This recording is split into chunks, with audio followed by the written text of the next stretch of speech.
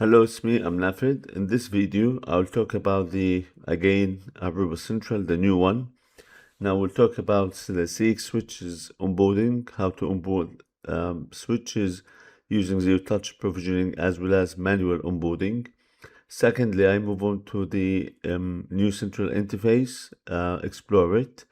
Then how to create group and site assigned device functions, which are essential settings for devices to pick up configs, then the configuration structure, how the hierarchy works, system profiles that we would like to configure from the library level, manage VLANs, push them to the switches, then how to assign VLANs and IP address using what's called VLANs SVI. Then we'll talk about the switch port configuration, and that is basically how to assign a trunk port, access port, and so on. Then we'll move on to link aggregation, switch port profile, which when you add multiple settings into these interfaces together, span tree, stacking, single control plane, VSF VSX. Then we'll talk about static routing, access points, how to configure things like uplink, change the name, and so on. And then we'll talk about the bridge WLAN, firewall roles and policies that will assign and control those who authenticate to the system. We'll move on to focus on WLAN gateway or campus gateways deployments and its clusters. And lastly, we'll talk about the tunnel WLAN. Let's have a look at this and see how we can configure a bunch of these things.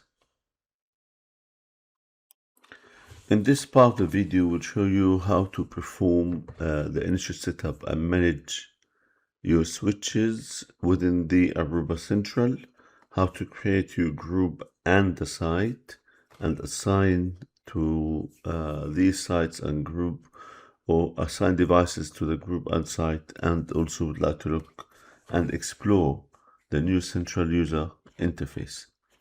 First and foremost, we'll talk about the switch provisioning, and the switch provisioning basically is the process of onboarding. Part of that one will be the onboarding of the switch to the Aruba Central, and obviously you need the MAC address, the serial number for that switch.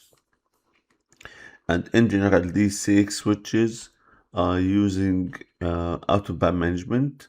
So in typical case scenario, in the data center, normally this out-of-band management used heavily to manage the switches. In campus, usually we will not use out-of-band management to manage the switches. Again, that all depends on your setup. So the 6000 series, like 6300, 6200, and the likes, normally we would like to use the in-band management, which we're going to use VLAN 1.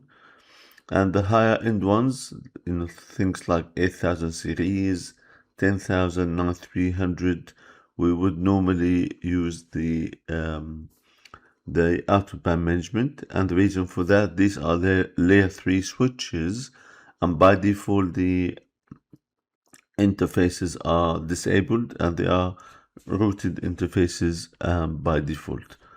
We will look into how the CX switches will become an IP dynamically with a DHCP. So when you connect the switch, you will find that the switch has picked up an IP, so they are DHCP client in this case.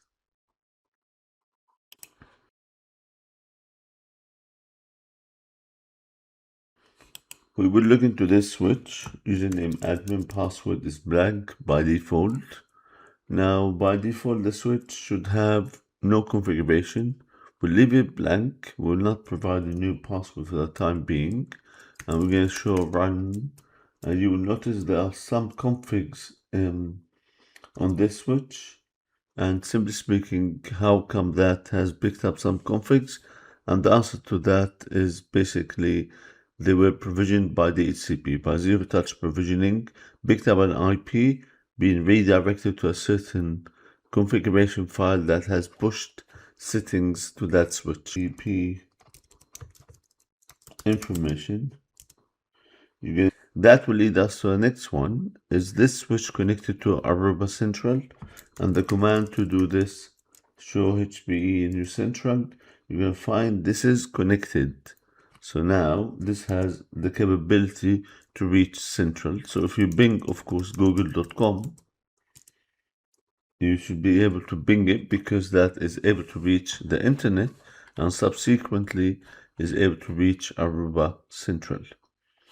In this also, we would like to issue the command show interface brief, wonderful command, and we are going to connect through interface 8 to the internet. Interface 8 should be up, connected to the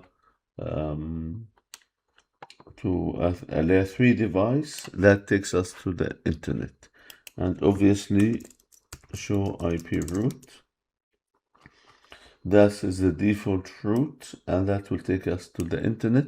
And we could see it's a static route in this case, and we could see that we are able to reach to Aruba Central with no issues whatsoever. Again, we can verify the name resolution by binging the quality pqm.aruba networks.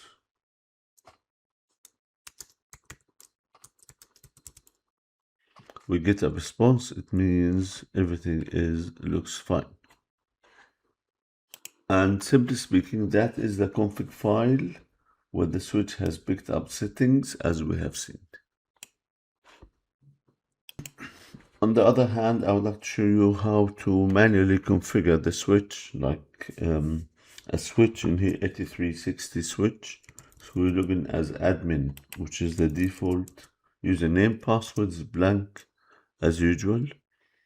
And I will not configure a new password yet. So go to config and then host name. We just give it the host name. If you issue the command show span tree is disabled on this switch because it is a layer 3 switch, and show interface brief, you're going to see them down, and they are layer 3 interfaces and they are not enabled, and that's the default behavior. We will enable span tree and we'll make this one like a backup, and then I would like to control how long the session is valid for. I would like to time out in seconds. Just quick check on span tree, show span tree. This should be priority 0, and that should be the root. So this bridge is the root, which is the core one. And we're happy with that because that's what we would like it to make to look like. And this means the interfaces should be forwarding on this switch specifically. Now we'll look into the edge one or access one. And the username password, username is admin, password is blank. And now we will not provide new password. Remember, these are 6300 switches. So if you show system, we can see the name anyway. It is 6300F. Now these switches by default layer 2 switches, and they have VLAN 1 as members. All interfaces are members of VLAN 1, and VLAN 1 should be able to pick up an IP from DHCP. So if we show interface brief, you're going to see VLAN 1 and the interfaces are enabled by default. They are all natively members of VLAN 1 as access. So show IP interface brief should see this has picked up an IP from the fact that it is DHCP in VLAN 1. So this means if I issue the command show IP route, I have a route to that destination. So from the default route here, and I could issue the command show HPE the new central, and we can see this is being connected. I'm gonna have a look. So I'm gonna log in as admin and passwords blank and show IP interface brief. You can see, so if you go to interface VLAN 1, this IP was assigned, and we can issue the command shall run current context. We notice this is a DHCP client. So it's picked up settings from DHCP server and picked up that IP address and show Aruba Central, or the same command, but that was a deprecated command. Show HPE. You can see now we have 4 switches connected to Aruba Central.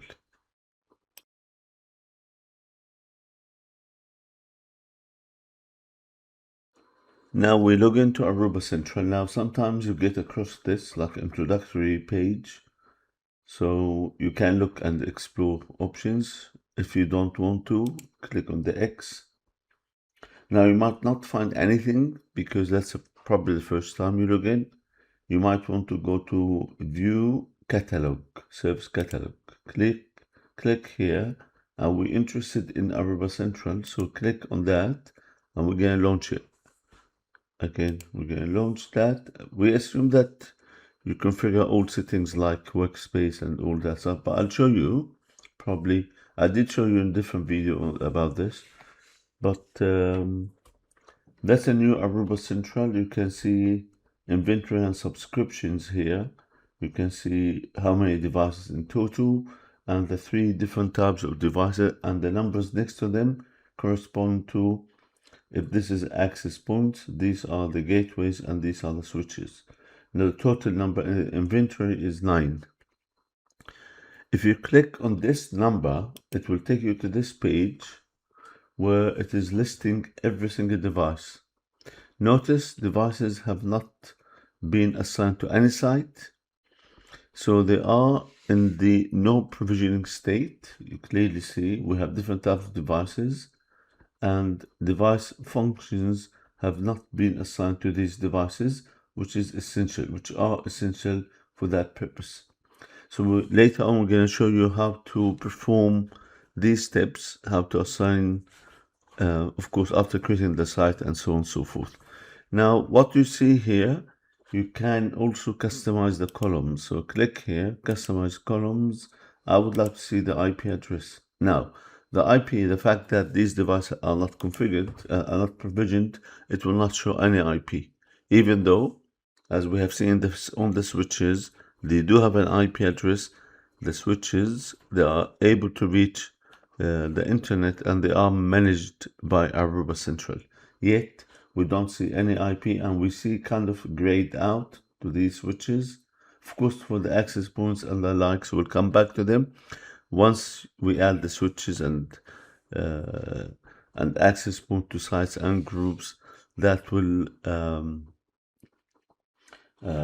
enable them to be managed. So the provision state will change to yes. Now, in here on the left hand side, we have a menu. Click on this. The menu, simply speaking, is what you look at things like audit trail, you look at things like device inventory back here, and so on and so forth. You look at things at API gateway, which we will come back, reports, and so on. Click back into this device inventory. It will list all devices. If you would like it to focus on only APs, you click on that. That's one way to reach that. You can go home now, click here, go home button, and if you like to here to focus, or maybe only on the gateways, you click on the number next to the gateway icon, and that will take you to that gateway.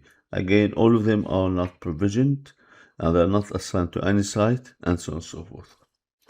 That's the new central interface. We will be switching between the new central and the classic central for certain tasks.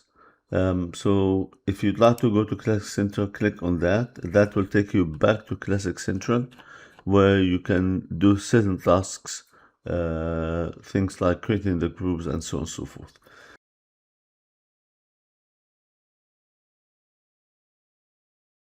So the first thing we're going to do in the Classic Central is to create the group. So click OK here and click on the plus sign. And that group we're going to create, we're going to make it a new central group. And we're going to go for that. So I'll just paste it in here. I would like to make that a group for gateways, access points, gateways, and switches. And you must enable this button or knob. Click on this one, and then you select, you pick up all types of devices. So that's one thing. Then go next. Obviously, number one, this is a new central group. Number two, it will only be for Aruba OS version 10. Version 8 is grayed out. For campus and branch, I will make it only in this case for CX switches. And we don't need for the other legacy switch type. So we're going to just go that way. And then we're going to say add. So the group is added now. And I would like to move all devices to that group. Basically, whatever device except the gateways. So I'm going to, because later on we're going to just do stuff on the gateways, but we will move all devices into that group. So we have 7 devices listed here. I'm going to move 6 of these 7 devices. I will not move the gateway initially, but later on the gateway will be moved. So now we have these devices. We're going to move them to the new group. There we go. And then I'll move them. These devices have been moved to the new group. Now that should be visible in the audit trail. So if we click on the audit trail, sometimes it takes a bit of time, but if you click on the audit trail, you're going to find them listed, what we've done. Yeah. So successfully moved and so on and so forth. Now, I would like to create a site is a must-have settings. Without the site, no configuration will be pushed into the devices. Now for the site, I would like to use the new central interface, and I would like in here where on the overview, network overview, click on the configuration icon, click here, and you can go to the sites and can create sites. So we have no sites, obviously, and we're going to create a new site. And I would like to create a site that, simply speaking, reflect the physical location of these devices. Simply, these devices are located in the United States. So, and they are in a certain location. We're going to create that site for that purpose. So the site should be given a name.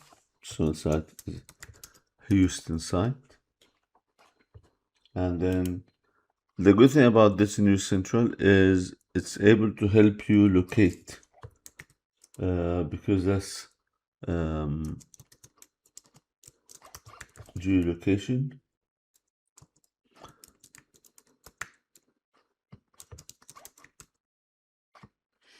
I could continue, so that give you auto completion, right? And I'll leave everything here as is. Now for the time zone, they're in the States, so I leave it as is. I'm going to just save the site. Now creating the site in New Central is possible, but it is not possible yet, at least for the time being, to add devices to the site in New Central. You have to go to a Classic Central. So going to a Classic Central, you're going to see one site has been created. So go back, you're going to see number 1 under the sites. Click here, and we're going to move devices to that site. So whatever device you see discovered here, we're going to move to that site. So we're going to go right click, left click, and just drag the devices. You're going to see the devices have been moved to the site. Right. So we are, in the audit trail should show us that device has been moved to the site. Now we should go back to Central.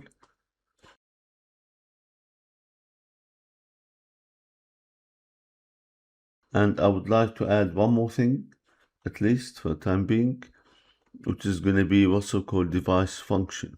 So the device function, or the role, if you like, a device performs in the network. So was it, is it access switch? Is it campus gateway? Is it core switch? And so on and so forth. Without a device function, device will not be managed, and no config will be pushed to that device. So we can go and click on the total number of devices, and that will list all devices that are visible and that are possible to notice. We have added them to the site. Some devices are showing up now. Access points. Gateway, one gateway is up. Yet the switch is not yet, because we have not yet assigned, even the gateway is not really 100% visible, but we would like to move, we have to add or create a device function for those devices. So now we have core device function for the switches for the 800 series, 8000 series. So these are the two core switches. We're going to click on that, and on that assign a device function, and that device function is going to be core. What does that really mean? It means if I need to push settings to device type core, only these two devices in this example will pick up these settings. Maybe I need to create a certain VLAN for only the core switches. Then I push them for that core switch function, and any device function with that core will be assigned to that specific, or that setting will be pushed to those specific device function.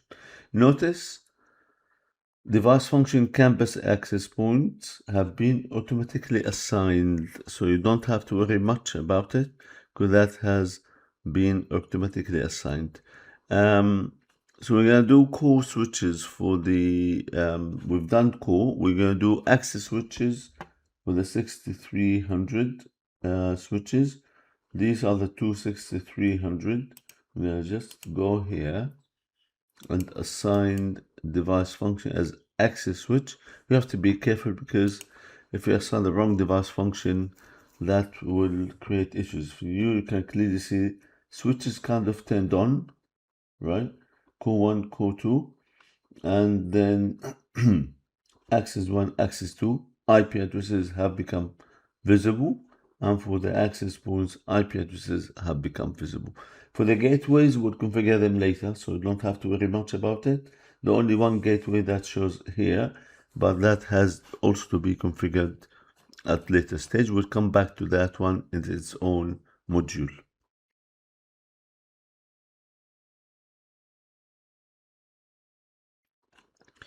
Right, so we're happy with that. We can go home, i.e. click on the home icon, and we can move on to the rest of the configuration. Now I would like to explore a bit of new central interface. That's network overview, and we can clearly see, we can see things like if are any alerts, that's alert card expanded, you can see more details. If there are any, there's nothing. No, there's none. And you can see client connectivity metrics in the last 3 hours by default, up to 30 days. You can scroll up. Client health obviously will not show anything else. Any of these are really nearly nothing, because there are no data yet. Configuration health, we have 2 devices and both are synchronized. That can take you from one, the configuration health page. Everything looks fine. We have 2 APs, 2 access switches, and 2 core switches. Here we can clearly see how does it look like. Now I can also use my AI tool to search. Like if I go back home, I can search for anything pretty much. That's the search using AI search tool. So there we go. In the sites, on the left hand side, we have a site card. We call these cards. If you click on expand, if you click on the expand, that will show you that specific site. So you might have multiple sites. It has the site health, it has device health in there, it has client number of clients and so on and so forth. Location also is an important. I can click on that specific site, and that will take me to the site solar system. Notice the site solar system, if you like, the site itself is the sun, and these are the planets. So here, if I need to go to devices that are members of that site, so I can click on the network and it will show me which devices are members of that site. You can clearly see from within the site I can perform a bunch of things, and the green circle here indicates that this site or this device or these devices are all good. Now you can look into these icons, network monitoring. You can look at the health metrics. You can look in location and look at topology. Obviously, if you need to do any config, you click on that. If I would like to view topology, click on the topology tab. If you would like, that will show you how things are connected as the site sees them. You can see whatever we have here. Focus. You can just hover the mouse or focus on some. Right. So that core one now, we see things from the core one perspective. And if I click on this, for example, the 6300 switch, we can see 6300 switch from that perspective, from that specific 6300 perspective. Now I can go back. So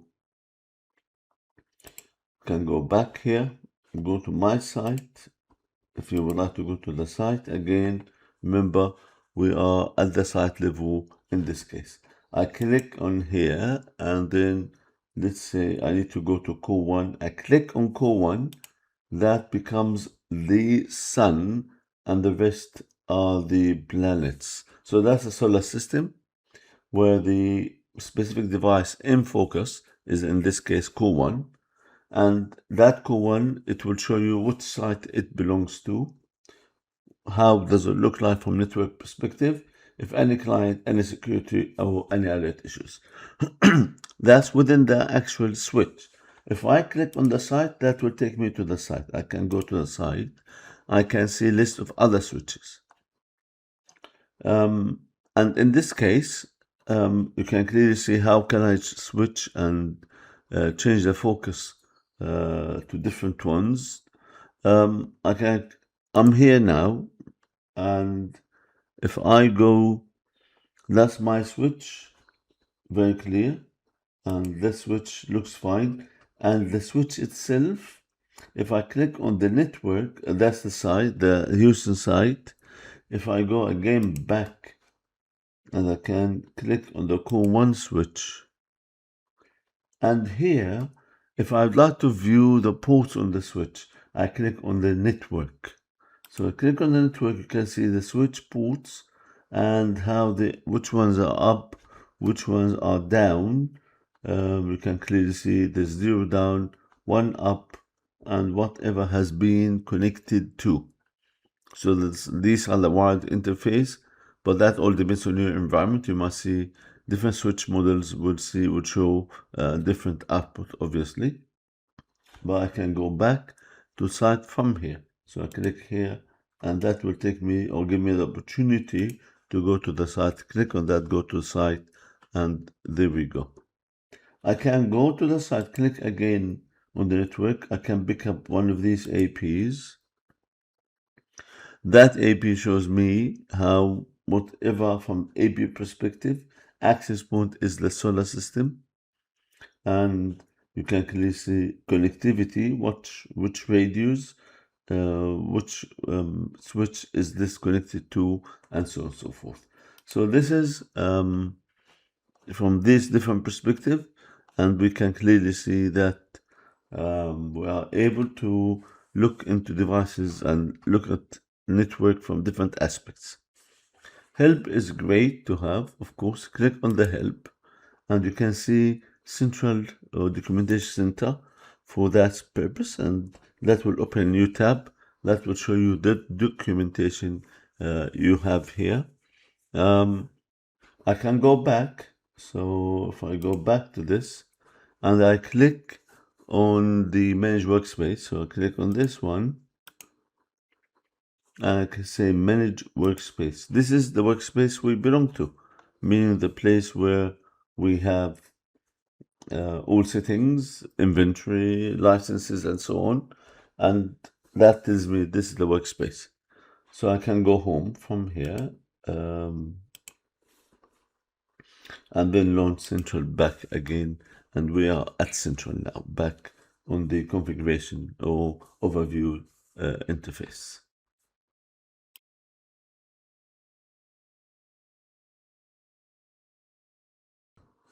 In this part of the training, we look at things like how the configuration works within the new Aruba Central.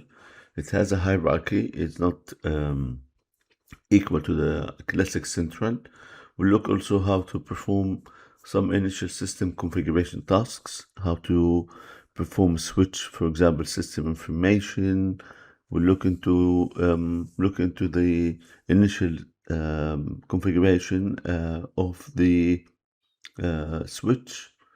That's the focus. But also, just remember, in the new Central, they have a configuration hierarchy, which is simply speaking, if you go to help, so in here, you can search for the configuration hierarchy, and they will give you some excellent information about how the new Central works.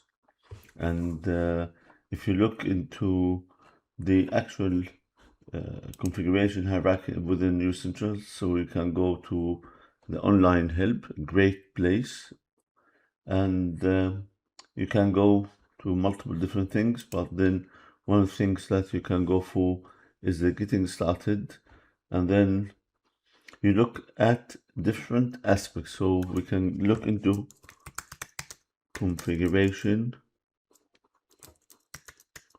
hierarchy. That will show you some elements, but probably it might be worth it to understand that there are multi-level hierarchy. If you click on this, so in here, in the new Central, we have something called global. So that these are the scopes where you push settings into devices. If you push, say, global, it gets pushed everywhere. And we have site collections that are amalgamation, collection of multiple sites that might share the same characteristics. And then site device groups. These are what we use to in Classic Central. Certain settings are done from certain locations, but in general, if you push settings from the global, it will be inherited everywhere. If you push settings into the site collections, it will be pushed into every site, and so on and so forth. Now, it's worth understanding the vertical pathways or inheritance, if you like. From the global, it will push it to site collections, site device. Eventually, obviously, it goes to the device, i.e. AP, switch, and gateway. Global site. This is an optional setting. You don't have to have it. Then you can push it to a site is a must-have, and it's a must-have device group. And that has to be, as I showed you, it has to be compatible with the new Central, and eventually things will be pushed into devices. You can look into multiple different things. You can look at the global sites, site collections, and so on. If you click on any of these, it will show you. If you push to the global, for example, you will go to different sites in here, and so on and so forth. So these are, this is also called the hierarchical structure of the new Central. And eventually things will go to a device. In terms of precedence, which takes precedence, i.e. which settings take precedence, the closer to the device, the more effective. So if you configure things locally on the device, that will take precedence over things configured globally. And as we said before, if you go to home and you go to the configuration icon, you are talking about the library, which is a collection of all configurations that are applicable everywhere. So think of a library as the container of configurations, and these are where you push. We call them scopes. And as we have showed you in the previous module, device function, which is essential to push settings to multiple different devices. What Aruba has done, they created what's called profiles. Think of profiles are containers of settings. So you push different settings for different profiles. So there's a wireless card. Within, say, wireless card, we have different profiles. So we say WLAN profile, radio frequency profile. If you click on any of these cards, it will show you different profiles within that card individually. So now we are within the wireless card, and for the device functions, for all device functions, if I create something here, it will be pushed to all applicable devices. So if I go back to library here, you can see that I can go to interfaces card. If I click manage, notice there are two pages, if you like, or two sets of profiles. And if I click on this, but if I go manage, that will take me to that page.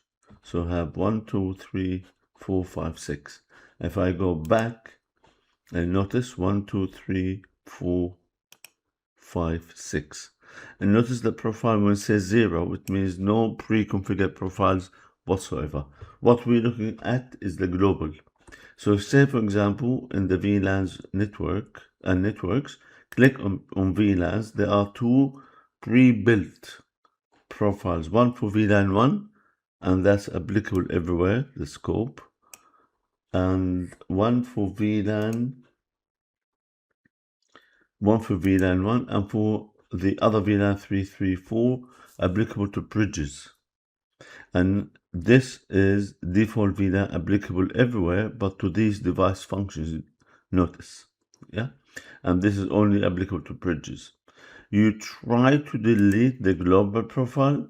Look at this, is a default profile. You cannot delete a default profile. So in here, we would like to create some profiles. I'll show you in a few minutes. Roles and policies, that when it comes to firewalling, I'll come back to these. This is when you create firewall roles and policies. Named objects, these are also related to roles and policies.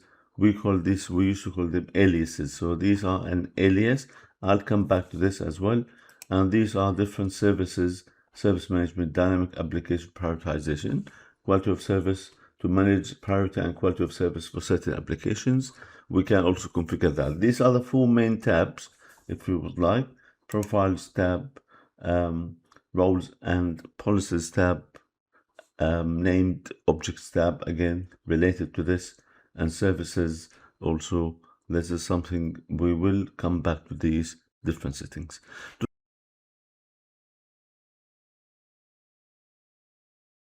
To start with, it's a good idea.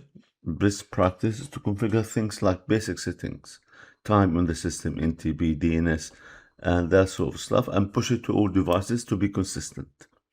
So the first thing we are going to configure is the NTP, which is a time protocol. I would like to push it to all types of devices, and that comes under what's called the system card. The system card, we can see multiple profiles, so many of them. So we have multiple. I can click on manage. That will take me to the page where all settings are individually different cards. One of these cards would be NTP server. We can configure our NTP server from here. That can be pushed to all devices in the network. So here we can see there are some two profiles. I click manage, and we're going to look into what we have. So here we can see a default profile, another one NTP VRF for management. So basically these are applicable to CX switch functions, core access, and aggregation. So this is applicable to default VRF, and this is applicable to management VRF. So if you click on this, that's a default profile. You cannot edit. I'm just showing you what this profile is, and it's applicable to a very specific function, which is CX MGMT VRF. On the other hand, this one, the other one, is applicable to default VRF.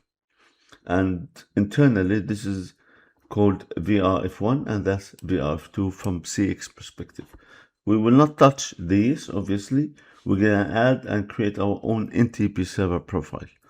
So I'm going to add NTP server profile, and we can give it whatever name you would like to. My NTP, lab NTP, whatever. The name doesn't matter, but should have a meaning. So it should be intuitive to understand. We can give it a name. And NTP server, good idea to give full lab devices. Now, we'd like to add NTP server. Now it's up to you. You can usually, I would like to use public NTP, Cloudflare, for example. I can use a fully qualified domain name, FQDN, or I can use the IP address for that. It's up to you, or you can use an internal NTP. In this example, I would like to use Cloudflare public time server, so FQDN, and I would like to go time.cloudflare.com, and I would like to iburst so it updates quickly. I'll leave everything as is. I'm not gonna add anything else, and you're gonna add that server. Basically, we are not done yet, so that's a server. You're gonna create that server. We have now, it's up to you what we can do. We also can add what's called switch specific parameter. So if I would like to push this one to default VRF on the switches, I'm going to do this. So basically, this time server, cloudflare.com, will be pushed into the switches, CX switches, with a VRF default. So we're going to create this. And notice we need to assign to device function as well as to the scope. So in the device function, we're going to push this or that setting into all devices. And for the scope, we are going to go for the global scope. So what do? Click on the three dots here, assign. And for that, we're going to select pick up all device functions. Obviously, in our setup, we don't need Aruba OS. We don't have, but it doesn't really make any difference. And for the scope, I would like to push this one globally. And if I say OK, assign, OK. Now we did assign, we did create that one. So what has happened in reality now, we create a profile, and I would like to show you that that profile was pushed, but also is globally available or globally assigned. Plus, that's in the library level. So it is created at the very top level. Notice this is shared, pushed from the very top. And there's no local override, so that's pushed everywhere. Assuming that is the case, we can look into the switch and find out if that has been pushed or not. So we can look into that if you would like to do so. We're going to look at one of the switches. So this is one of the switches. We're going to look into that, show NTP server. And we don't see it. Why? Because there was a global default settings that were pushed into these switches by default. So if we go back to Aruba Central, and we go to that specific device, any of these devices, let's say, and I'd like to pick up one of these switches. And if we look into the NTP, so the system, so we are on the switch itself, right? And then we have the system profile, a system card, and then NTP profile. We can see one profile was applicable. Click on that. Notice the global profile was pushed into this switch, or probably it was inherited when the switch was added to the system. For that profile to be applicable, we have to delete. Notice is an access switch function inherit from itself. Notice this. It means locally. So it means the system or Aruba Central, when this switch was added, it has picked up all settings, and the settings that were on the switch were made local profile, and that was inherited from self. Notice, and that is the effective one. Assigned scope, the switch serial number.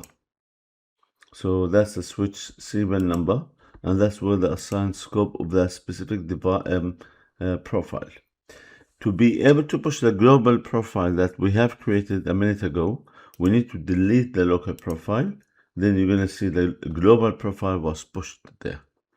Now, if we go back and double check the switch config and we issue the same command, might take a few seconds to update. Let's have a look. That's the correct switch. So NTP server, we can see that the new server settings was pushed into that specific switch. Obviously, what you see here, because that switch was configured with the DHCP and zero touch provisioning, that was provided by DHCP, but which is not inherited from by Central, and that's a time.cloudflare.com. We can push that also in other switches, so that's audit trade. So we can go back and go to the configuration tab, click on devices, click on core 1, let's say core 1, and we can look into the NTP server here, and that, and again, that is now globally pushed. It means this switch had no NTP server beforehand. We can double check and look into that switch, obviously. We can always go to that device if you would like to. So what we can do, show NTP server. You can clearly see that was pushed to that switch. So that's NTP server, and it's being pushed to these switches. We can also look into the other access switch and then delete and go back to configuration tab. Click on devices, and we had one switch done. We would like to go with the other switch and look into the NTP server, next tab, and you can see the local. Click in here and we delete. Then the other switch has picked up now the new settings. Let us say I would like to go to a site settings. So for example, I would like to override that NTP server settings based on the site where that device belongs to. You can do this. So what you can do, let us say a site setting in here. On the site itself, we picked up Houston site, and that's the site. We go Houston. In the device function, let us say access switch. So we have multiple device functions, but for the specific site, you have to pick up one of these device functions. And I might want to push the NTP server on, say, for example, core switches, right? So I would like to go and say this NTP server on the core device function on that in that site, which is this site. I would like to override the global and save it as a local profile. And I would like to change this one, let us say, from time dot into an IP based, and say let's say this, and then I'm gonna update this. That will be specific to that specific type of device, which is the core device. So the assigned scope here, core. Notice the icon has changed here. This icon on the left hand side indicates locally overridden, or look at this, inherits local self. if we go back to any core switch, we should be able to verify that the new time server has changed into 8.8.8, 8.8.4.4. That's locally overriding the global settings at a device per site. So for that specific site, for that specific device function, we have overwritten the globally pushed into these devices. So of course, just want to show you that. And if I go here and just click on this one, that's the one. What we can do now, we can delete this one, and that will inherit from the global settings now.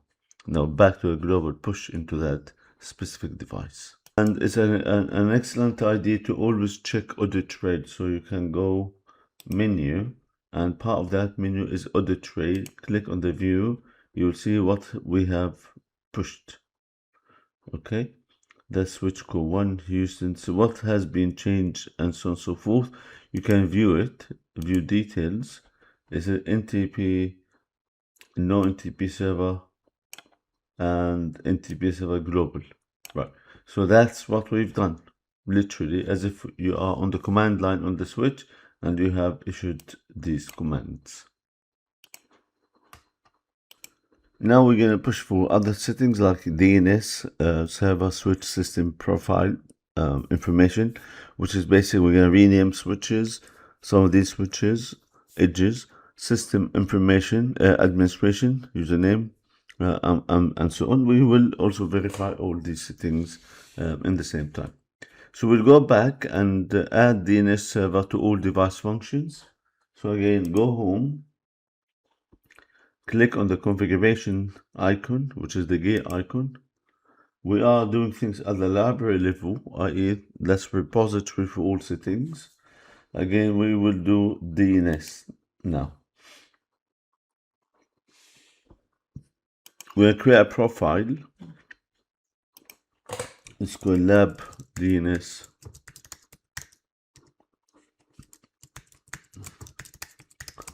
for lab devices. So you can have a public one. I would like to have a public one, 1.1.1.1.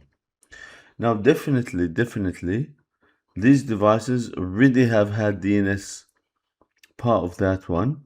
Now, we can double check. Show IP DNS server. Let's see. And it's already 1.1.1.1. So from the lab, I would go for a different one, 8.8.8.8, public DNS. Anyway, that will be the same result. I'm going to change this to 8.8.8. And if there's any settings that you would like to push to switch and so on, you can add it here. DNS for the switch, if you would like to. So we can do this if you would like to use a default BRF. So in here, we're going to say, you can say all BRFs, but our intention is to go for default BRF, and that's what it is. And you can add multiple, of course. You can add multiple of those if you would like to do so. You might want to add multiple, but you just add this one, and then if you like to add another one, you can add another DNS server here if you would like to do so. And we're going to create that one. So once you create this, again, remember this is being pushed to all devices. So we're going to go and assign. I'd like to push that one to all devices. So, and then global scope. Then I will add. Now that has been assigned. If you hover the mouse over this, it will show the list of device functions this being pushed to, and this scope is single scope, which is global scope that is pushed everywhere.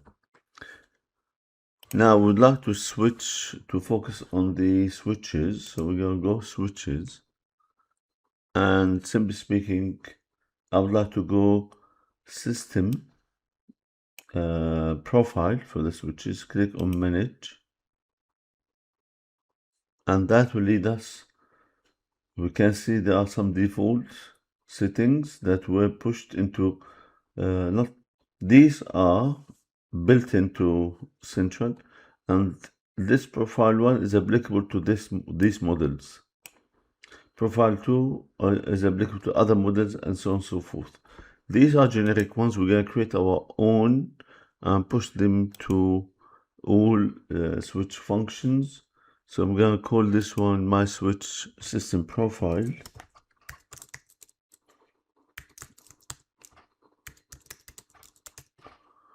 And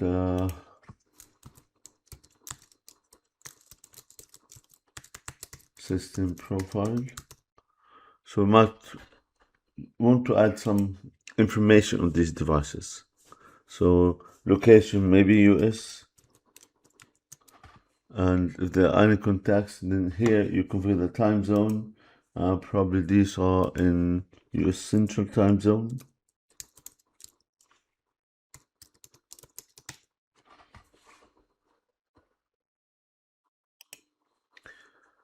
And what we have, we uncheck this. We don't need it, honestly. And we leave everything as is. What to do now? We will just create the system profile. There are other things obviously we can control here. Now this is ineffective yet. We have to apply it. So we need to assign it. And we would like to assign this one into access switch, aggregation, and core switches. These are specific to these specific types of switches, and as usual, the scope, we'd like to push it from the global and then assign it. That will push it to the switch functions only. So that will not be pushed to access points or gateways.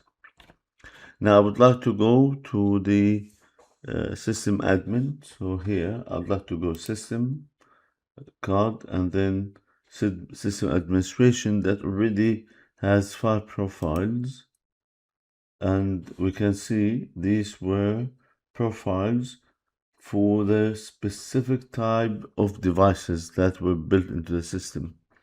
What I would like to do is to create certain parameters like enable console or disable SSH, what VRF, and so on. So we're going to create one. We could like to call it create a new profile. So this to do with in settings like how to access a web interface to the switch and so on. I would like to call it my system admin profile.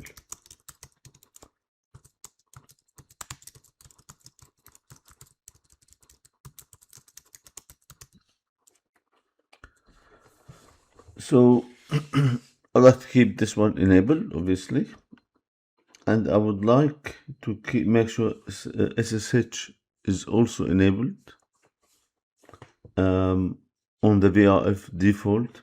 Obviously, the encryption I leave it as is. I would like to make sure that my web access is enabled on these switches. So these are settings, and then also VRF default. And I would like to change the timeout from 5 minutes to 300, meaning for the lab purpose, of course. For the in practice shouldn't go that long.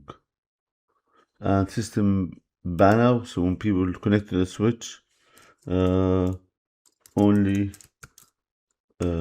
authorized users. And that's it. And login retries, probably we can make it probably say 5. And we leave everything as default. We leave it. We're not gonna do radius or anything else. So leave login details here. And we're gonna create that profile. And once we create a profile, again, we need to assign it. And the assignment for that profile will be for all device types. So we're gonna say probably access switch, aggregation, some of them, and we'll add global. So we're gonna add that to a global, and we are going to add. So now assign. Now there we go. Right. Would like to create, again, go back to system. I would like to configure the user. So I would like to push the admin globally from here.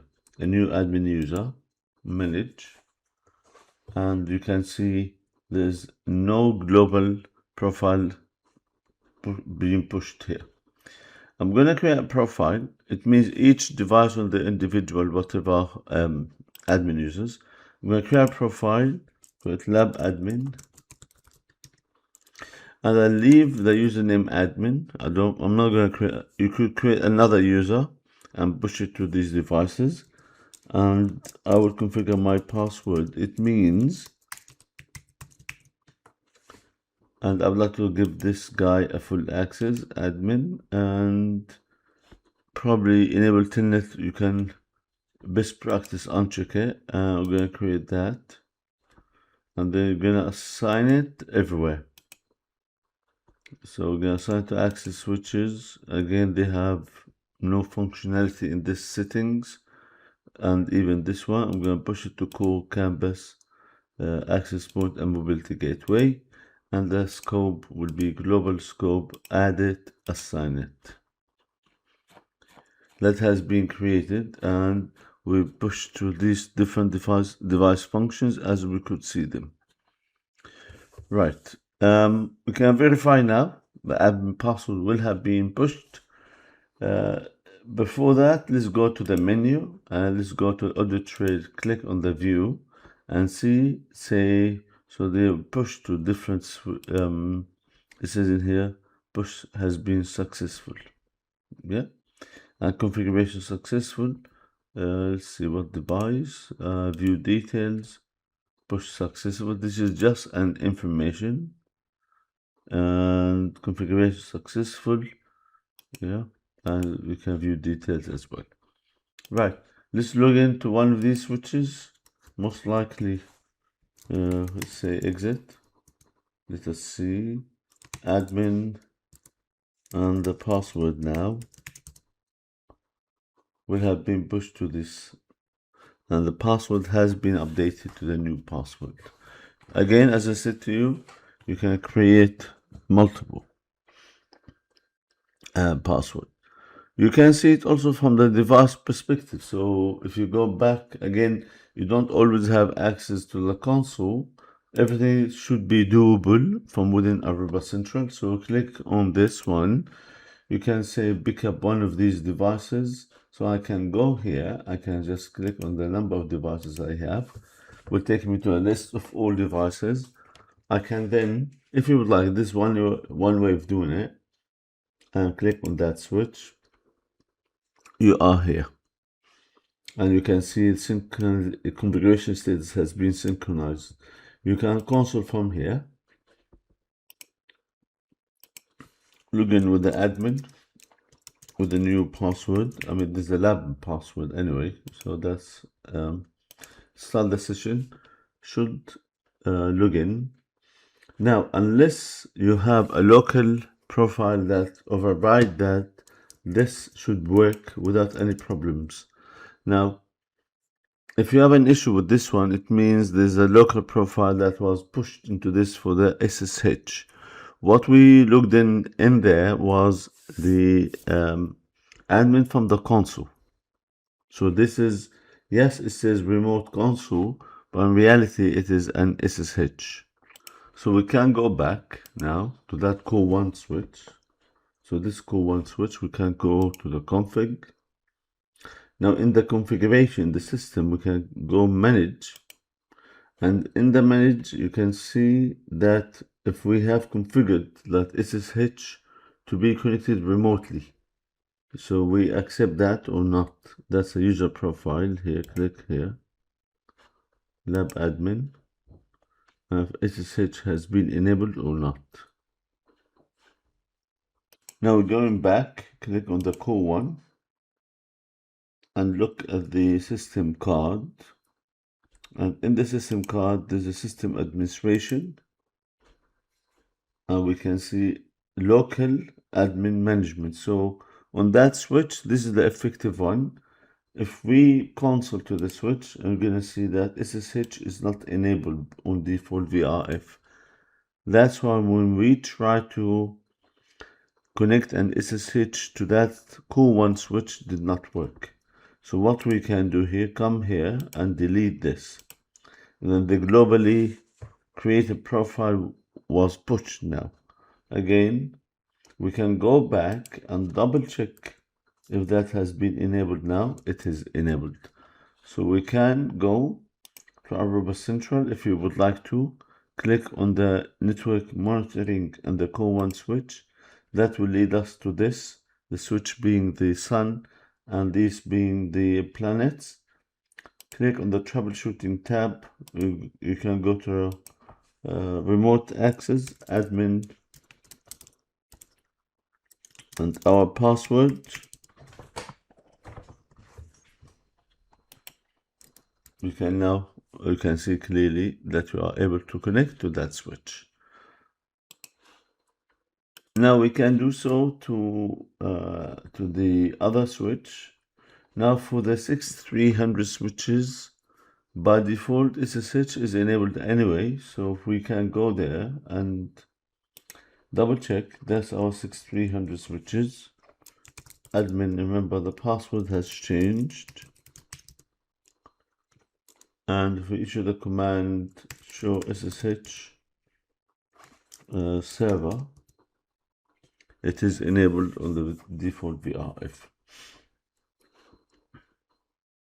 Now let's rename the edge switches, because both of these edge switches are named, we left the name as a default name with no difference or no change. We'd like to take note of the MAC address so we don't mix things up. So if we issue the command show system, we can see, let's say for example, that is the serial number and that's the MAC address. So we can take a note of that and then go to Aruba Central, close this, and we can go to the global one. You can go to site if you would like to and go to site, or you can go global and you can go to the network overview if you would like and click networks. So multiple ways to go that way. Now we can see we can do simple. So one of them is this switch and the other one is this. We don't know which one is which. So if we go back, you'll find this edge one. We're going to call it edge one. That's part of the MAC address. And if you go to central, edge one, that's the MAC address. So we can click on this. We can go to the configuration tab, and from the configuration tab under the system again card, we're going to go to system information, and that in here will allow you to configure the host name. So I'm going to call this one edge one. I leave everything. Probably you might want to give a description, but I will just leave it. And now edge one has changed. And we go back to the devices and we go to the other switch, which is this one.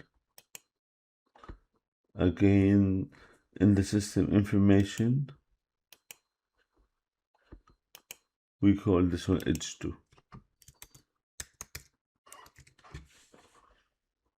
And then update. We can go here and we can see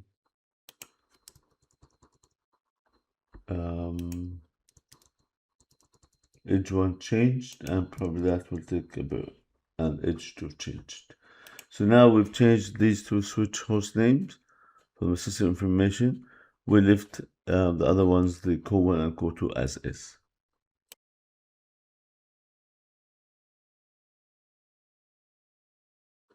Now we turn our focus to create VLANs. So in this case, I would like to create a bunch of VLANs and push them for different purposes.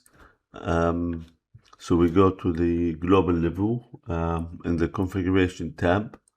Now in the VLAN and networks, you click on here. As I said to you before, we have VLAN 1 by default and we have VLAN 3.3 3, 4. So when you create a VLAN, you create a profile and you give it a name. The VLAN ID, I create first of all VLAN 10, and I would like to give it a name, and description probably is a good idea to have.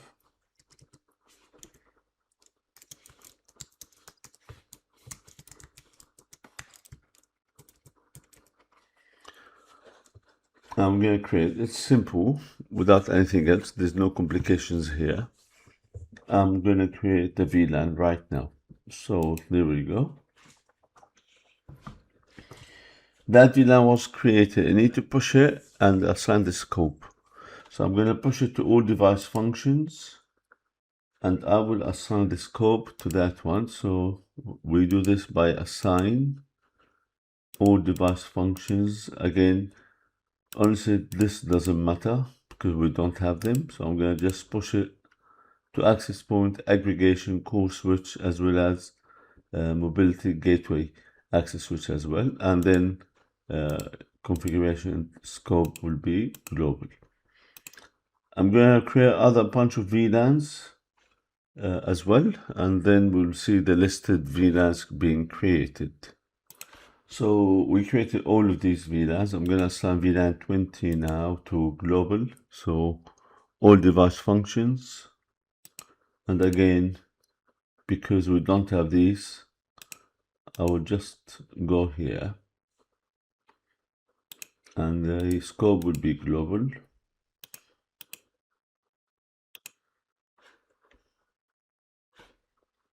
The same is applicable to VLAN 100.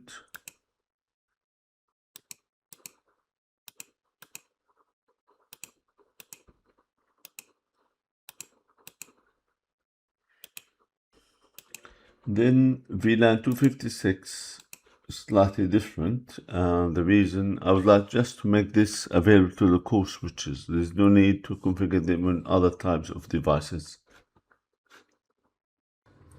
So we'll come here, this is done, and then we'll come here, assign. I would like to assign them to core switches only. Devices core 1 and core 2. And I would like to assign them to devices, and they will be core 1 and core 2 only.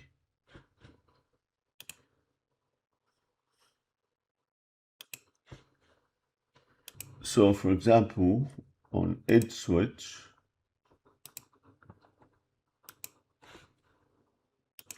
say for example on edge switch, if I go to VLANs, you're going to see 4 different VLANs only, and that's what we meant to. And if you go to the core, say any of these core switches should find 1 extra VLAN, which is 256. Yeah.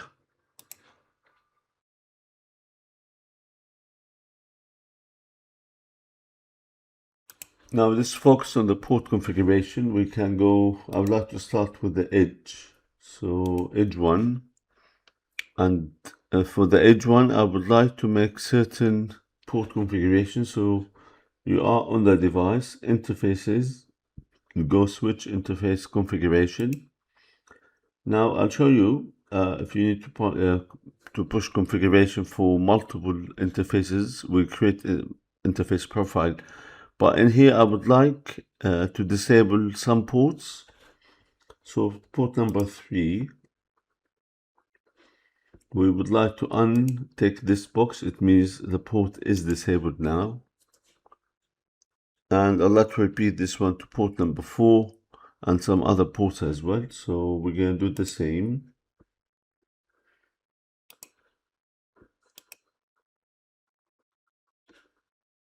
I'm going to repeat that one for port number 25, 26, and 28.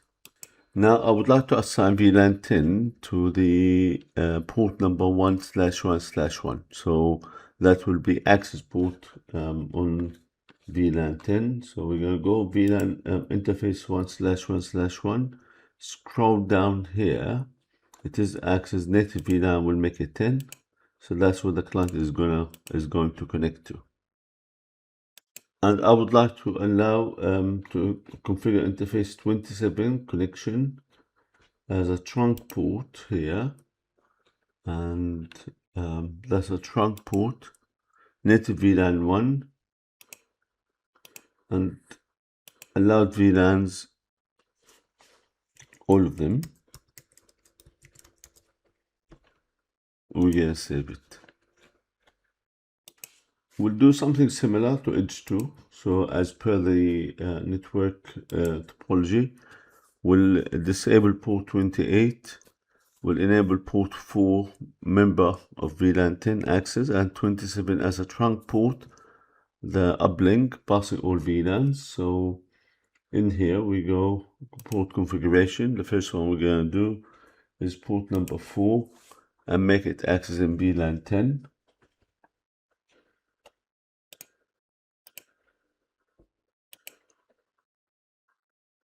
Will allow 27 to be trunk port,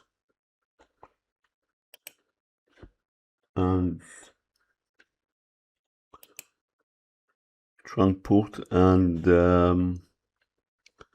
will allow every VLAN. So the native will be VLAN 1 and allowed VLANs the rest. I'm going to save it, and then 28 will be disabled. Just untick this box, it becomes disabled, and then we save it. So we've done a bunch of settings. Let's go back to Houston site and we'll look at the topology. How does it look like? It should look similar to this. Probably you can click on any of these devices. Let's say you can see settings that relate to these devices, some statistics, and so on and so forth.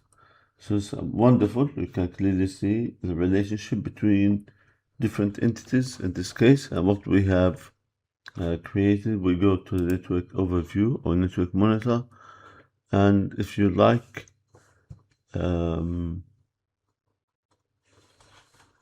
so we can go to the site, that's the site, and we can go say to core 1,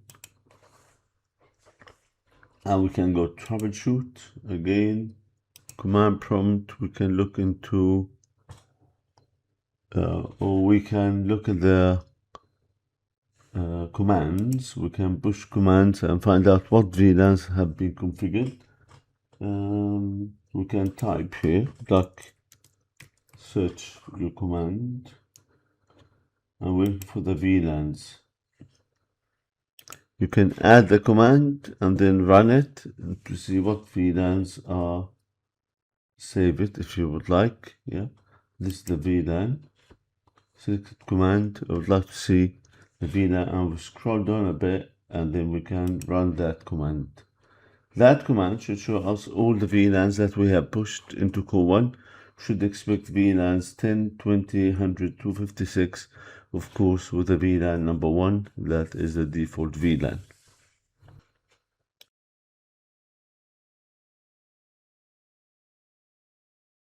In this part, we'll learn how to configure link aggregations, i.e. lag, we call it, and also port profiles, which means if we need to apply multiple settings into the ports, then, for example, if I need to disable 20 interfaces, you can't just go into each individual interface and disable them individually. That will be very cumbersome and time consuming. We're going to learn how to perform what's called port profile configuration.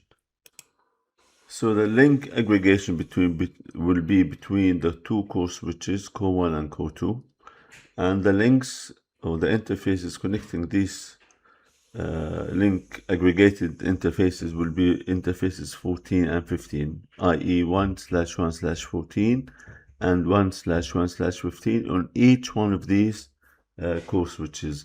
And with that said, we need to go to the switches and configure the interfaces for that purpose. So number one, we're gonna go into core one first of all. So we are in the global config, if you like, and in here we'd like to go to devices, and the first device we are going to go for is core one, and that is a switch interface configuration. So now we will have we will also configure link aggregation to the interfaces facing downwards, i.e. edge switches. So what we'd like to do is, if you look into the switch interface here, this is the port status, 10 gig full duplex, the name of the switch, and some information on that switch. Now I would like to look into that interface, so I'm gonna just bring it up, click on that interface, and that will take you to the configuration. It's edge switch. So this one, edge, connected to edge one switch. The MTU. Now it's a good idea to change the MTU size, but I'll show you. That's something, if you need to change it here, you should change it everywhere. And if we go 9198, we're gonna save that. And I'll perform the MTU value change into other interfaces. I showed you how to do it on one interface. That will be the same settings for all other interfaces. Now we have seen it, how it is time consuming to configure multiple interfaces with the same settings.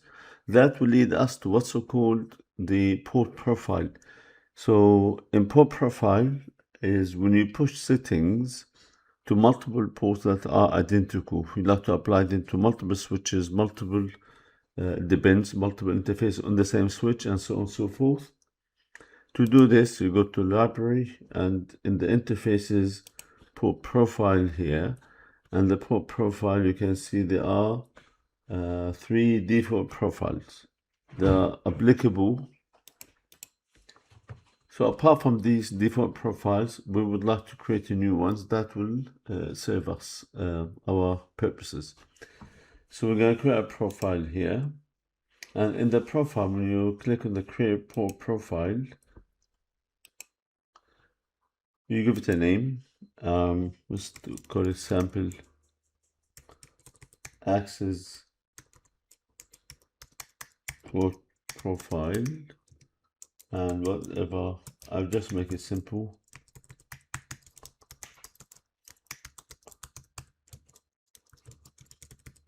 On access switches. So we'll apply to a switch only. And I would like admin status. So now whatever settings we're gonna go for is gonna be pushed to these switches that are that meet the conditions. So we'll leave everything as is. And the admin status will make it up, so selected. Speed will leave everything auto, MTU as is. And then for the PoE, we will enable PoE, disable PoE. So come down, we will not enable. It means whichever port that will pick up these settings will have PoE disabled.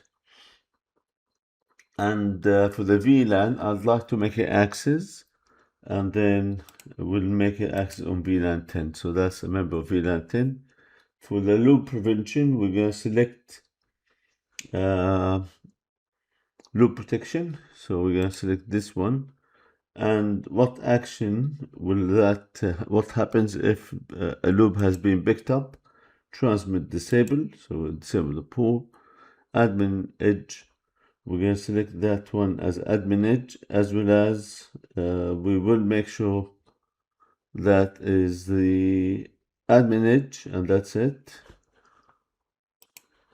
Admin edge, enable it. It means it goes forwarding to straight away. And pretty much that's what we're going to do. So we're going to create that profile. So the profile is now created. Once you do create a profile, you need to assign that profile. So click here and then click assign. I would like to assign to access switch only. That's my my plan. In the scope, would like to apply to any switch in the global that is defined as access switch as a switch function. So you create this one. Now the profile is created, but has not yet been deployed to switch interfaces. So what we're gonna do now, because we apply it to edge access switch, I'd like to pick up edge 1 switch, and you go to the switch interface configuration. I would like to apply that one to interface 7 and see the impact. So this is just to show you what is how you apply the port profile. So we say use port profile, the one we just configured, which is this one, sample access port profile. Now before we push to that, we can see, I'll show you interface 7, how does it look like, and then once we push it, we'll look into that one also on interface 7, how does it look like. We'll apply it also to other interfaces later on. So what you can do, show run interface 1/1/7. You see this is the VLAN access one and so on. If we go here and save it, it means that port profile has been applied to that interface 7. We can look into access tracker audit trail. They pushed it that's the target edge 1, and the configuration was pushed to that specific switch interface 7. If we go back here and we issue the same command,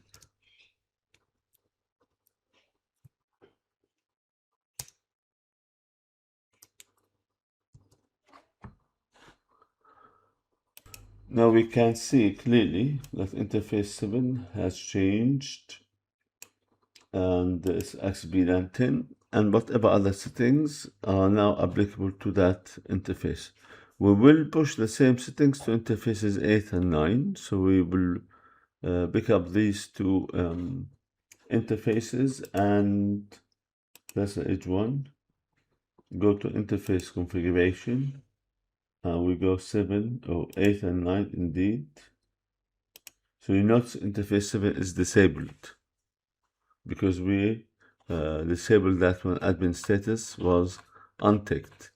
If we had ticked admin status, making sure that is the case, then that would have enabled that specific one. Probably if I need now, if you look at the interface 7 here, it says no shutdown. Now notice here, that setting will override whatever settings. So all settings are from the port profile that has been applied to that interface.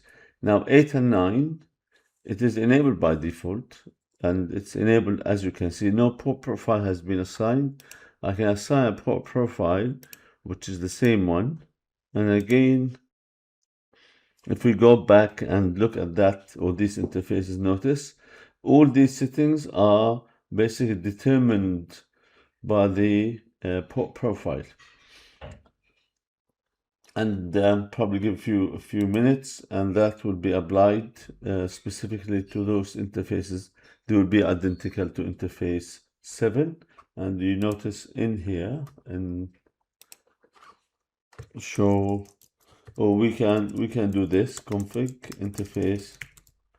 You can't do that because you are managed by Central. So show run interface 1.8 as well as 1.9 would be the same settings, and see how easy it is to apply settings to interfaces without having to go each individual interface. You do it once, you apply it as many times as you need to do so. So look into the edge 1 switch, and if you then look at the interfaces, you're going to find out the interfaces are picked up the settings from the port profile. Now we will focus our attention on the lag link aggregation. So we're going to start with core 1, and the interfaces members of the lag will be 14 and 15, and then we'll move on to core 2.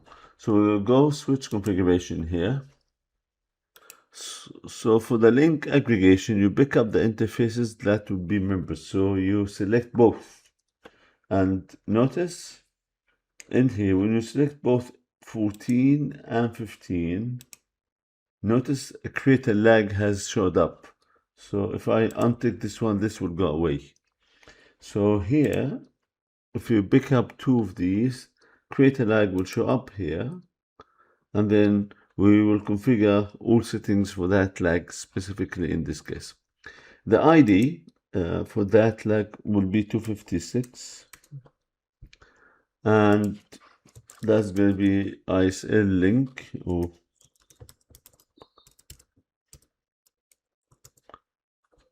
that will be used for ISL configuration for the VSX. We're going to do it later. And it's enabled basically.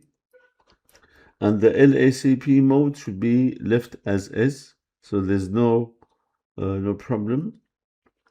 And the rate, the heart rate, we leave it as default. Sometimes you need to change it. I'm going to just change it for the sake to make it faster. It's LACP mode active, and the type LACP fallback static.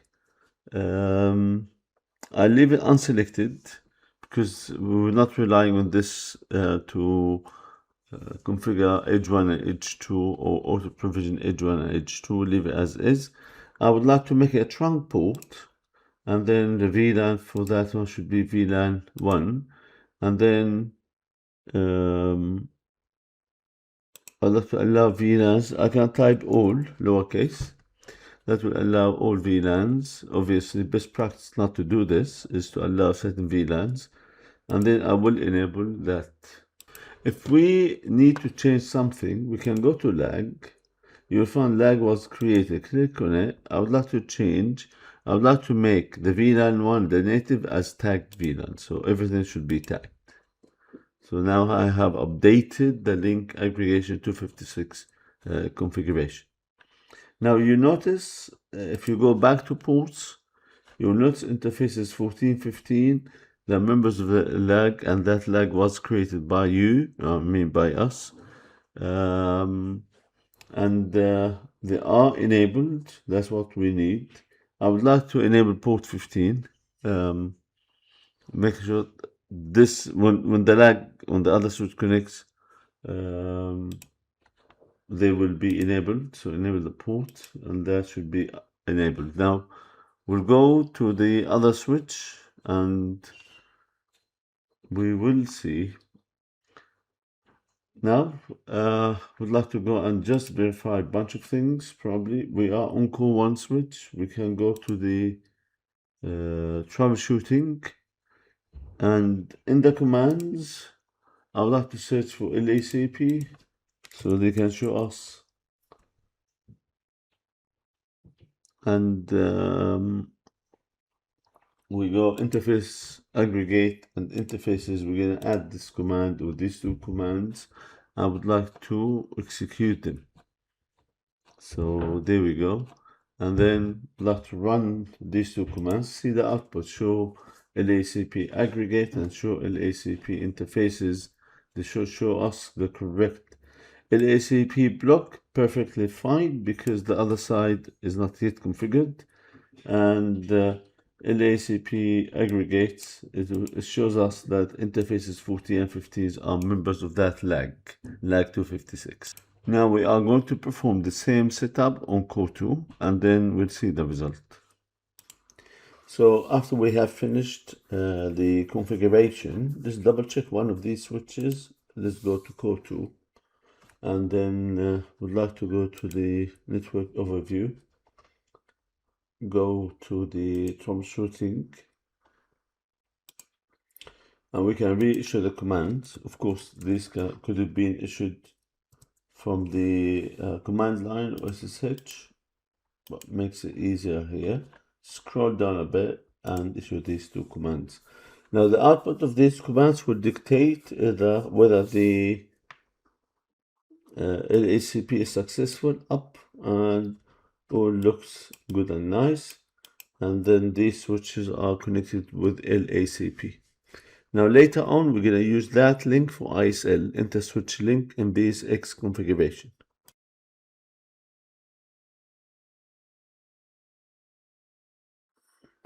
Now we look at the MSTP span tree. So we'll go back home, and then from here we can click on the config icon, and there we go. So that's something. Then we go to VLAN and networks, and we configure MSTP or STP. There are two built-in default profiles.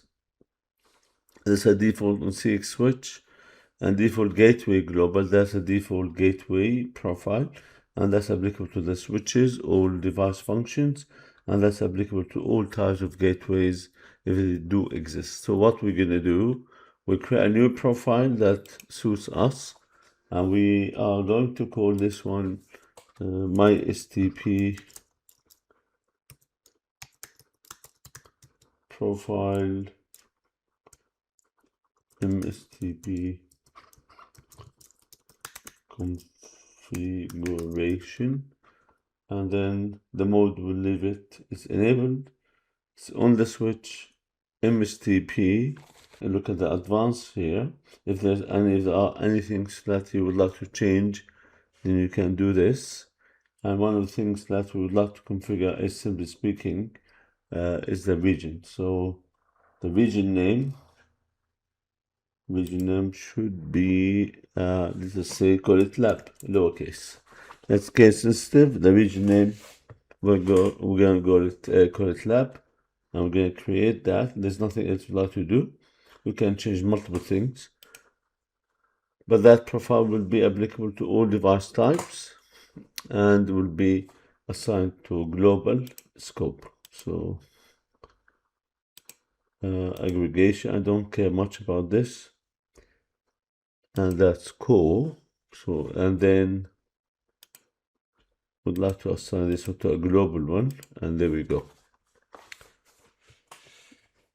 So that specific region is going to be applicable to all switch device types.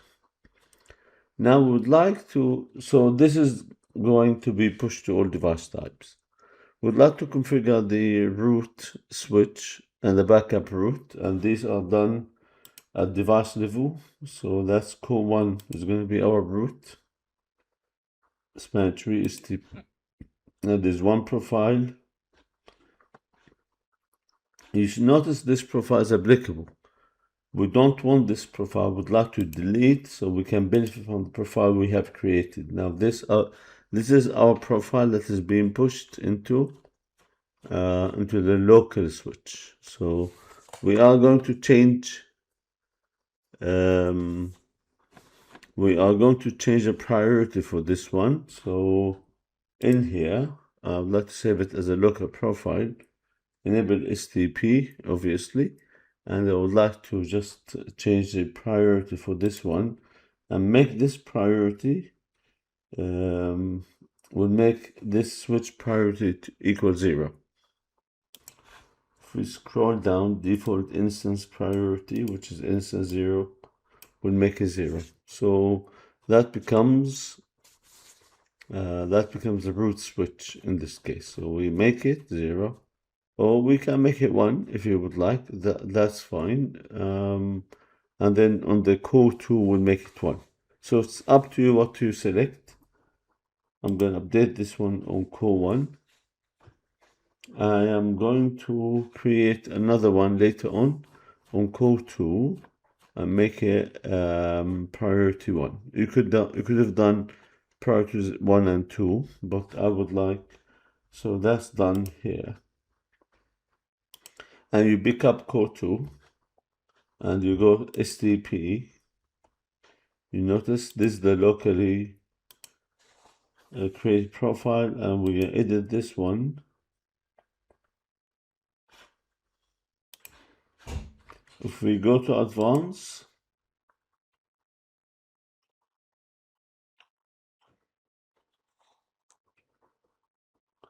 now what happened actually when we configured that, so I bring it back to 8 because in the previous settings, we should have saved it as a local profile. So here we'll make this one, and then we save as a local profile here. We're going to change, go to advanced, and we make this 2 anyway. That's fine. We'll make this 2. And we'll go back to our core 1 switch, change it to 1, and save it as a local profile. So going back to core 1, and the STP profile will be this one. That will have gone to 8, and we'd like to save it as a local so it doesn't impact anything else except the switch itself. And there we go. So now we have a span tree. I would like to configure, we look at the edge 1 and edge 2, make sure that the same profile is applicable to all 4 switches. So come here, STP, notice that's STP profile. We're going to delete this, and then the one we created will be applicable. We don't much care about the priority here. We'll leave it as is, and we'll do something similar to that one on edge 2. So the 4 switches become a member of one, they will become member of one region. And the region name is what we have agreed. We're going to delete this. And we will not touch anything basically, because that doesn't need an update. And we're done. So the 4 switches now, they are in the same region, and they are in the same core 1, core 2. Core 1 is a root for instance 0, and core 2 is the backup root for that. And the rest, it doesn't really matter.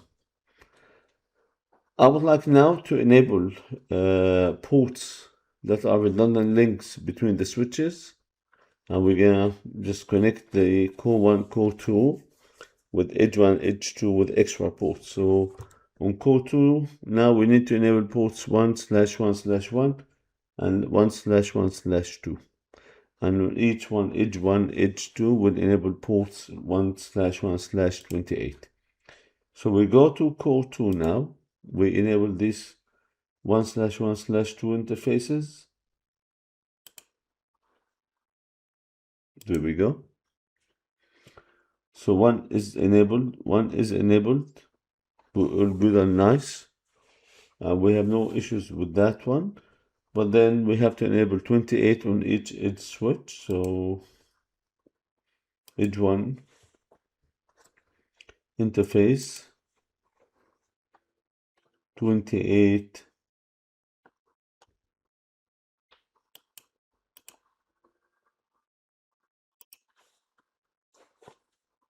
enable. And we're going to do this is a link to core 2. And on edge 1 will be something similar. On edge 2 will be something similar. Interface 28 has to be enabled.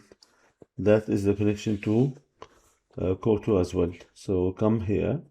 Notice interface 28 is disabled. Click on this. Okay, enable and save it. Also, we need to check the interfaces 28.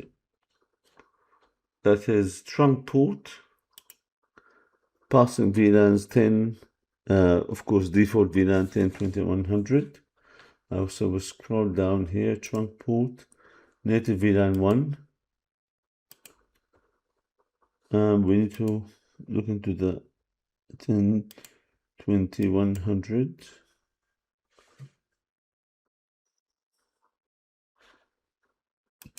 That's edge 2, and then on edge 1, that port 28 should be allowing VLAN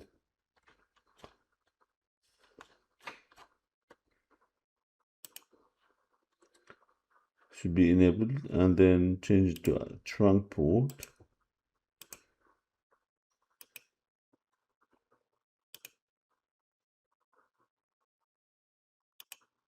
And there we go. So edge 1, edge 2 ports are enabled.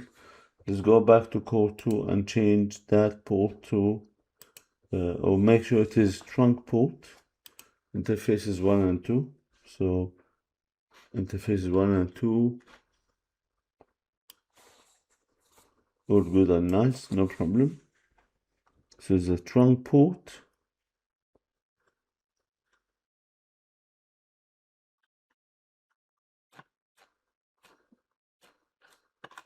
Scroll up a bit. Is part of a link aggregation. We're going to look at that. Core 2, core 1 and 2 should be trunk. So we're going to make that as a trunk port, and then native VLAN will be 1 with the allowed VLANs.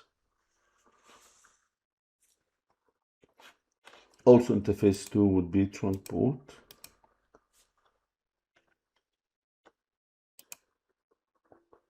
Native VLAN 1.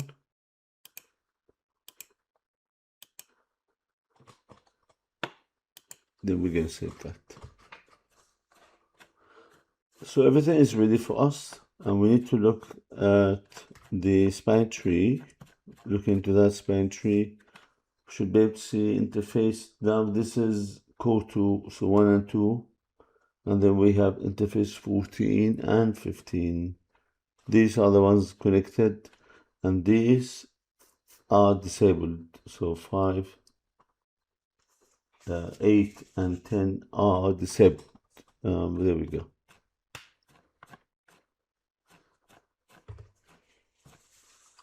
Let's have a look. Issue some commands, maybe h2.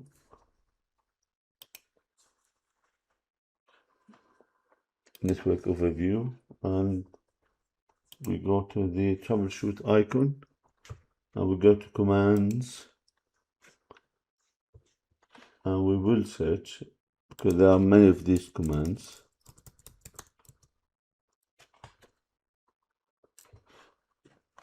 And what we would like to do is select span tree details, show span tree details.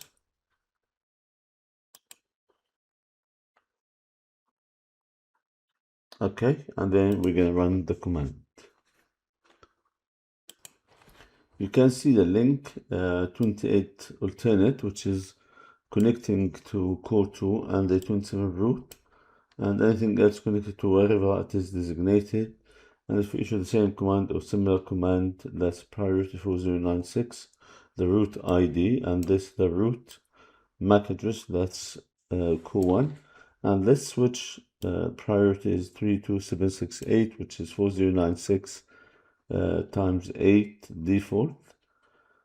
So that's the output on H2.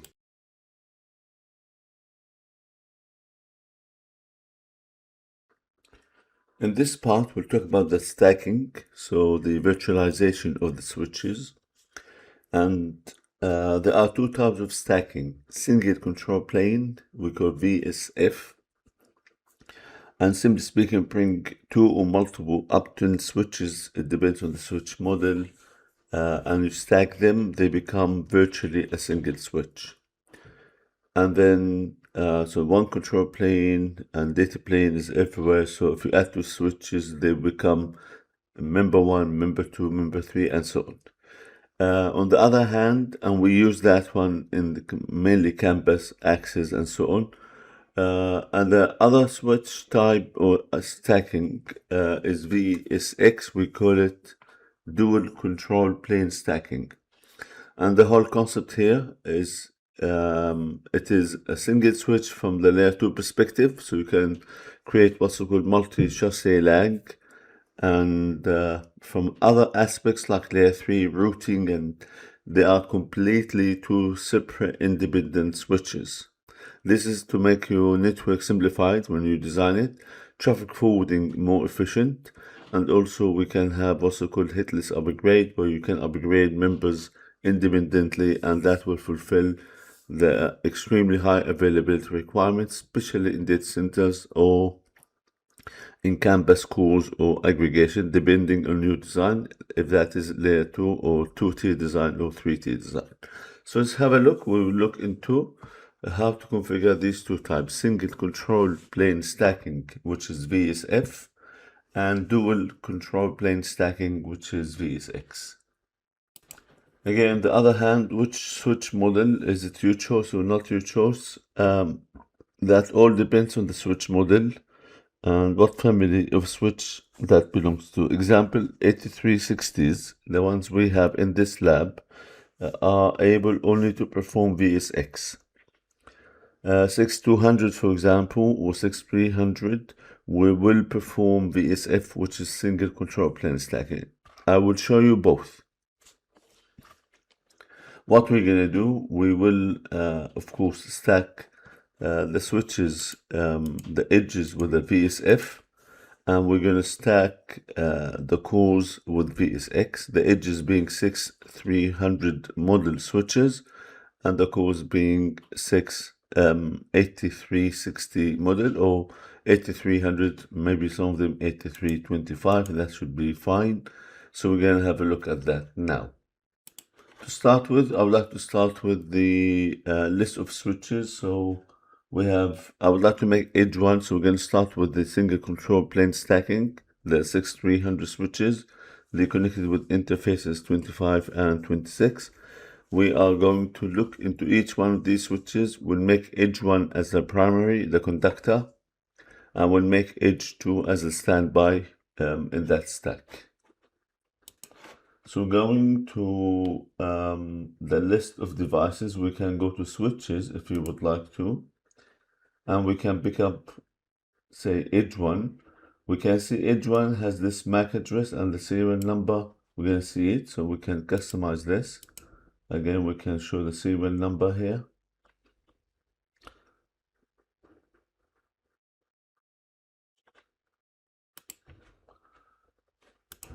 So click on that switch, and we can see the switch, that serial number. I'm going to take a note of this. So when it comes to stacking, we know which switch we really pick.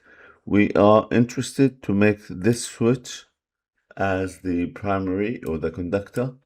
So we're going to we have taken a note of that serial number.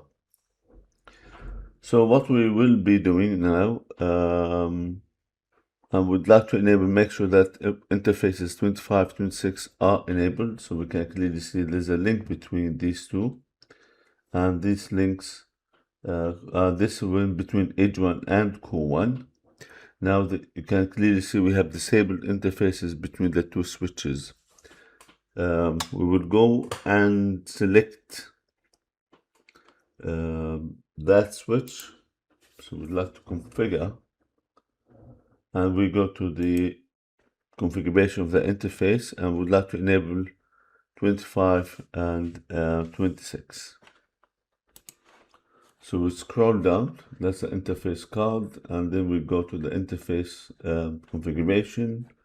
Then 25 is disabled, 26 is disabled. So we're gonna just enable this first. I will do the same for the other one. So now they both are enabled. Now we'll move to edge 2. Edge 2 switch is going to be the standby, and we go again. We'll make sure 25, 26 are enabled. These are enabled, and 27, 28 are the uplinks are also enabled. Now we'd like to configure the stacking. The stacking that is done from within the site. So we go to our site, and in here we have high availability. There are no stacking profiles, you can see.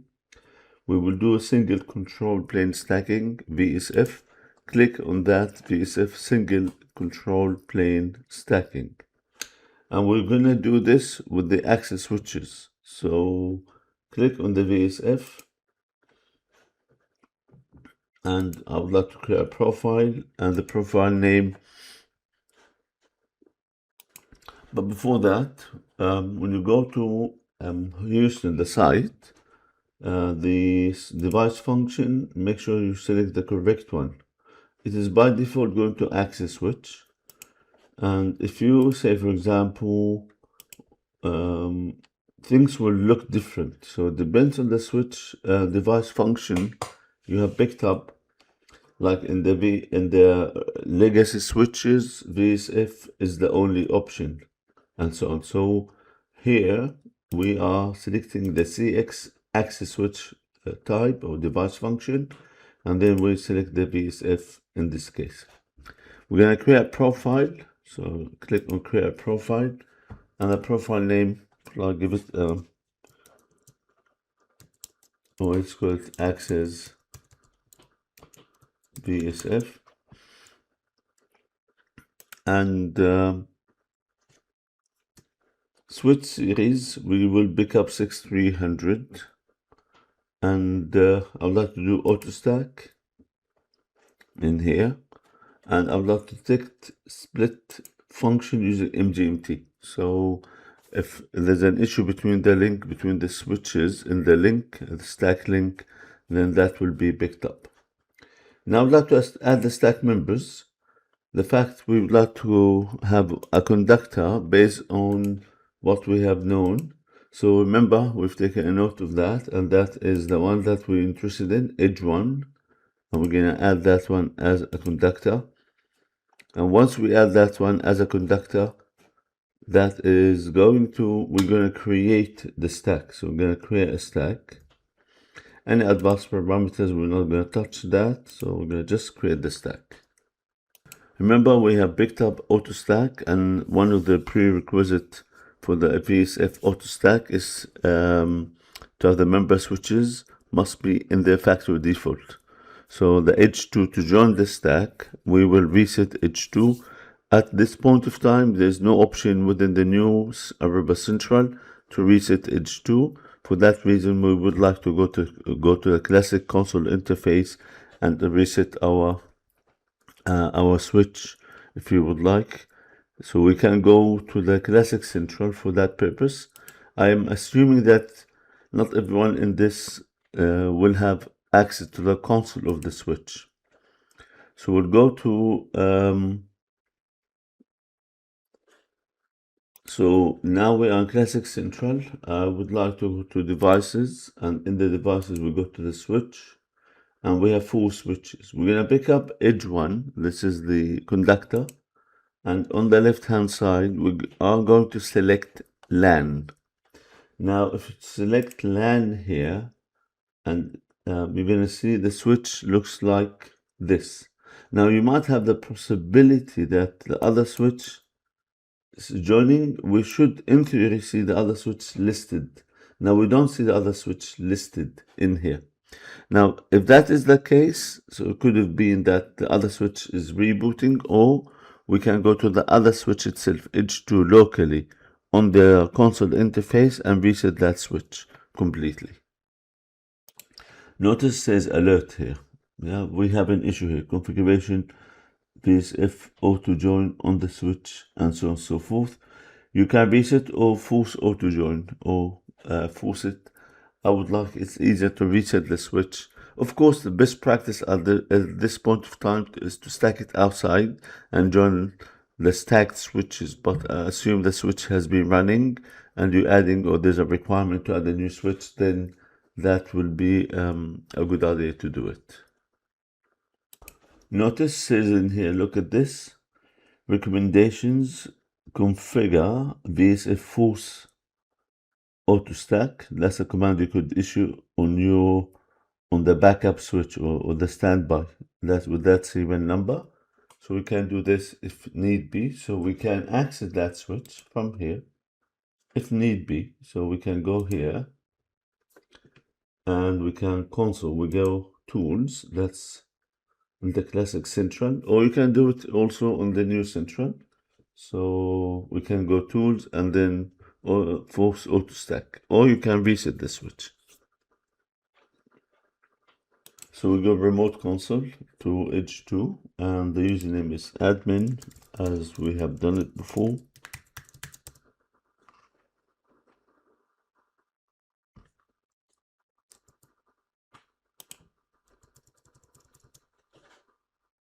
So I logged into edge 2 with the console and issued the command show VSF.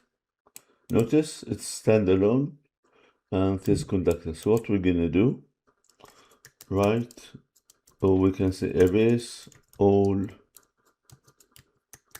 zero eyes. Now, of course, it says invalid input because that's connected to Aruba Central. So show HPE. Notice it's connected. We cannot do anything about this one, except that we can disable Aruba Central. So disable this one, and we can say exit VSF force auto join. So you can VSF force auto join. That's one option, or we can erase. I would prefer erase all, and has to be okay. Erase all zero eyes. And notice that wasn't possible to do on the config mode. So we've done it on the manager mode. So press enter and you're going to continue yes. System will reboot, takes a few minutes and come back, joining the stack. Now notice the switches have stacked. Notice this one, edge one now, has a stack icon. If you click on edge one, you notice even there's another card called the stack card, shows you details. This is the conductor and that's a standby. Notice the icon has changed here and it looks like stacking, and that's now the edge one has become a single switch. What we can do, we can even go to troubleshoot here and we can go to the remote console, log into that as per our credentials.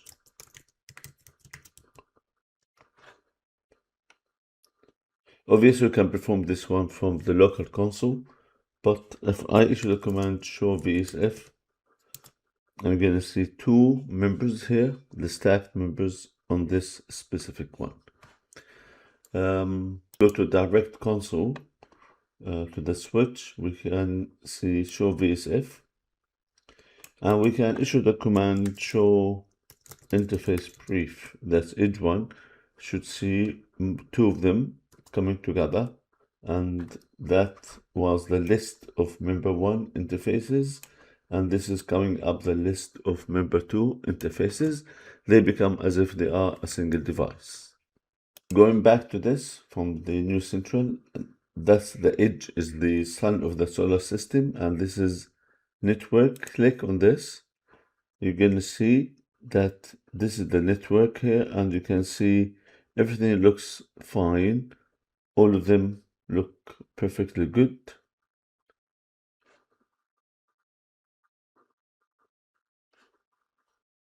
Even in here, if you expand the stack card, you're going to see what is connecting to each other.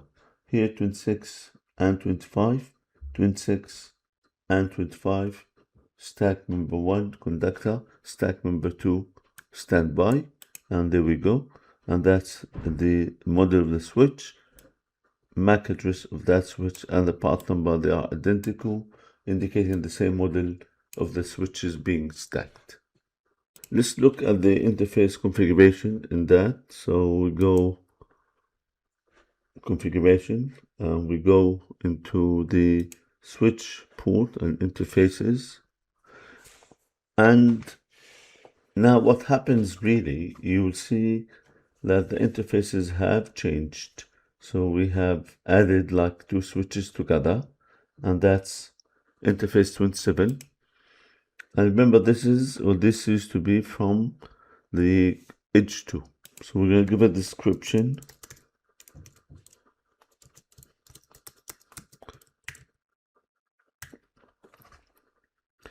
And here 9198, we're going to change that. And I would like to make sure it is a trunk port here, so we don't break the communication, and native VLAN 1, and that will allow VLANs 1, 10, 20, and 100.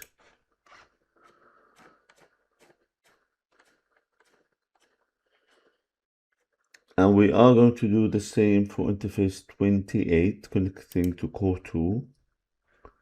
and we give a description.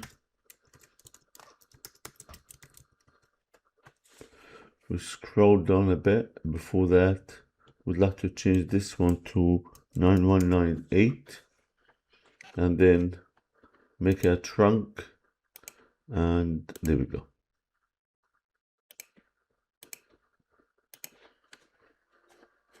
So now we save the configuration of these both of these interfaces. What we can do, we can verify that by looking into the trunk ports. We expect trunk ports to be the two from core 1, edge 1 and the two from edge 2. There would be 4 trunk ports on that stack. So show interface trunk. We're going to see 1/1/2, and of course we're going to just wait for that to be updated. Look into audit trail. So we configured that one here, and then says configuration settings removed from device due to limitations with power over Ethernet to 128.28 issue. The settings of that is not supported. So something wrong. We're gonna go back to that switch edge 1, and we will fix that problem.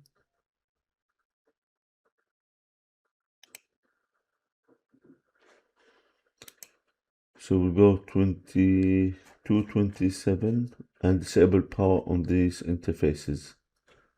We go here and power over Ethernet. We will probably, it wasn't enabled, so we're gonna just enable it. Priority, low priority, and just use it. Yeah.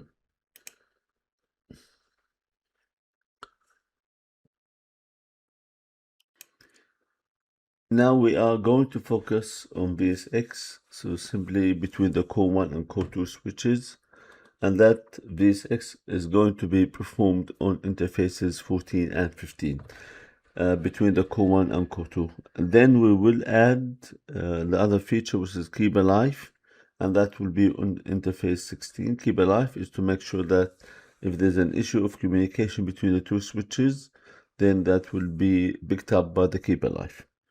Eventually, the topology will look as if from the layer 2 perspective.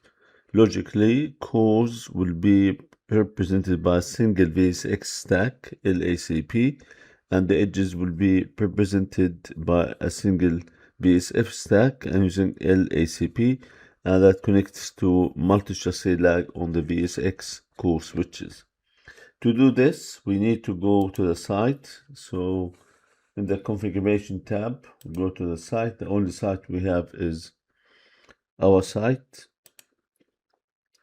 Here we are going to pick up core features. So in this case, we go core and high availability card. That would be VSX. So in this VSX, we would like to create a profile, VSX profile, give it a name, core VSX, and then description, core VSX,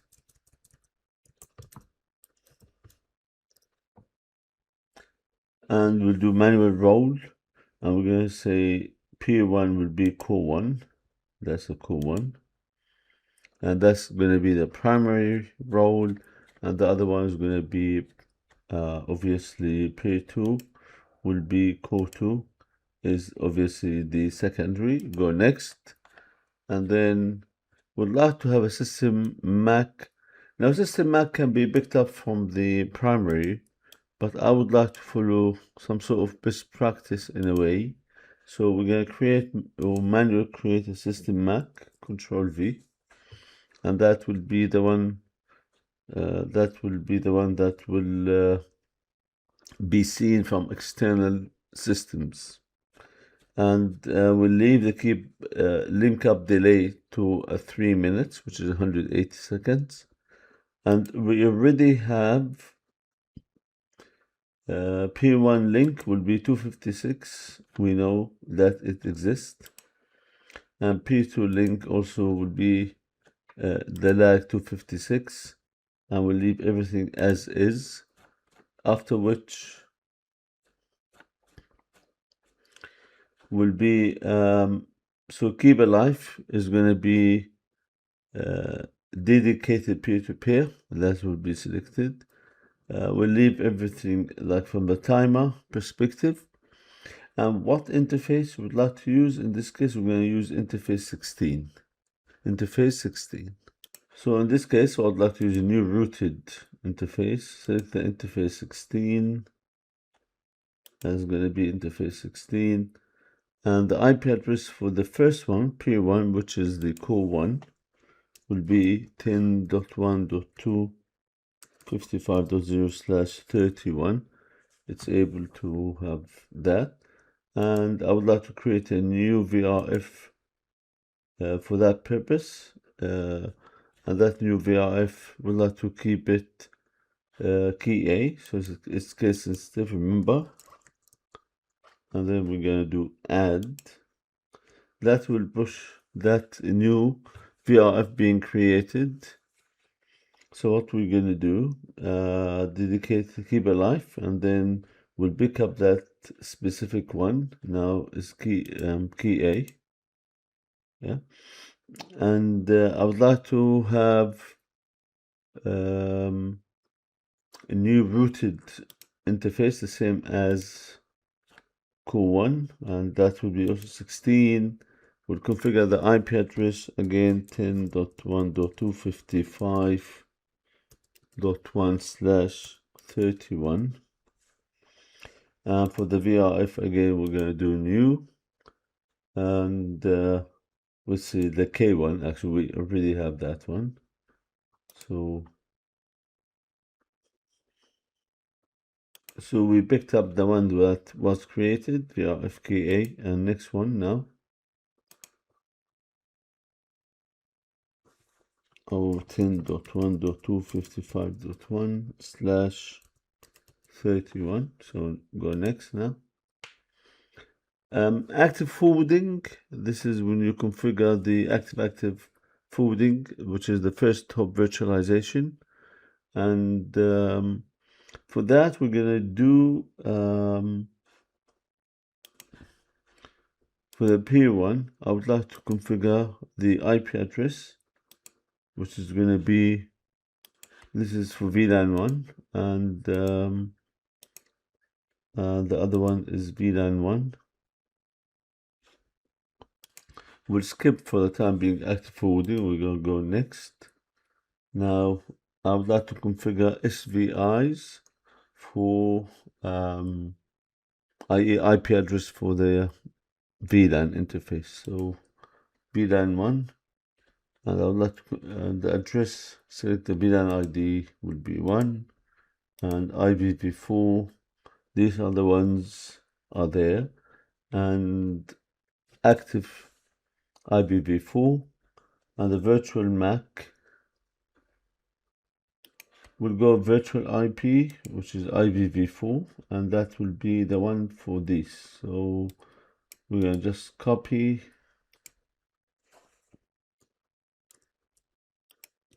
and change the IP to .1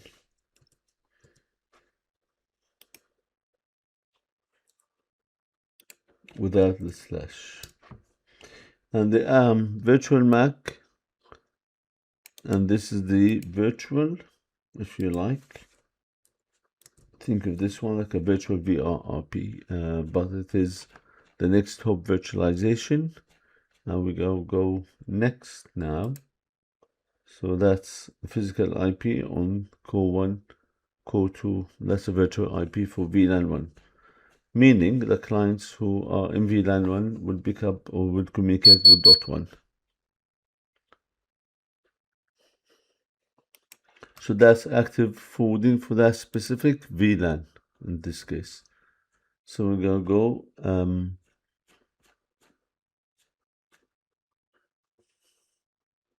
next, and then That's a summary, all what we've done, and we're going to do add. Let's have a look.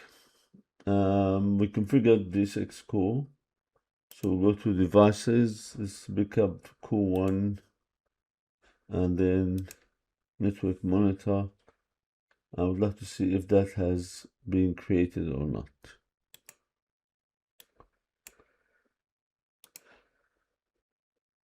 Look into audit trade. It says here to core 1, and core 2 says status pending is in progress. So we're gonna wait a few minutes. This is the whole config being pushed to those devices. This is the whole config. So we'll wait and see a little bit.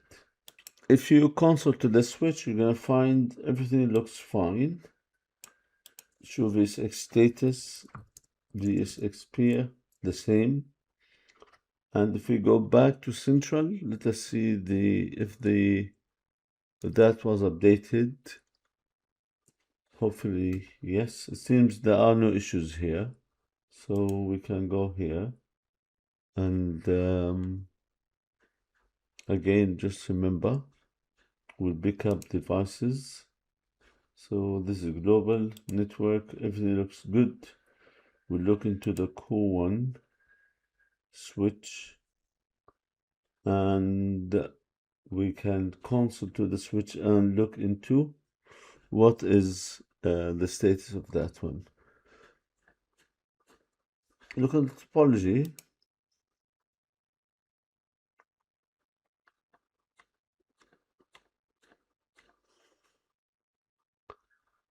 In the topology between core 1 and core 2, good performance. Let's just make sure that also the keep alive links are up. Make sure all links are up between the two switches. So we'll go to the configuration here. I need to make sure interface 16 is also up. Yeah. Looks like it is up. Yeah. Connect enabled, and that's enabled. You can see that.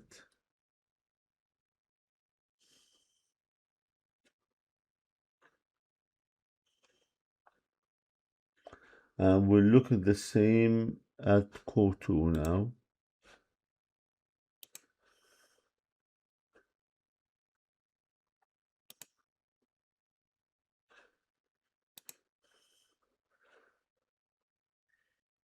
The building up intelligence, 25 gig, 50 gig, because these are two interfaces, and that's 25 gig on port 16. Yeah. And we can see clearly everything looks absolutely fine. And if we look here, now VSX cluster shows up. So the card, it took a few minutes, but it shows up. And if you look the same on the VSX 1, you look into VSX core 1, network all looks fine. And if we go global, that looks absolutely perfect. And everything looks absolutely fine. Look at the topology, and you can clearly see the links between the two switches. Yeah, this is like to network monitor, and all good, looks good and nice.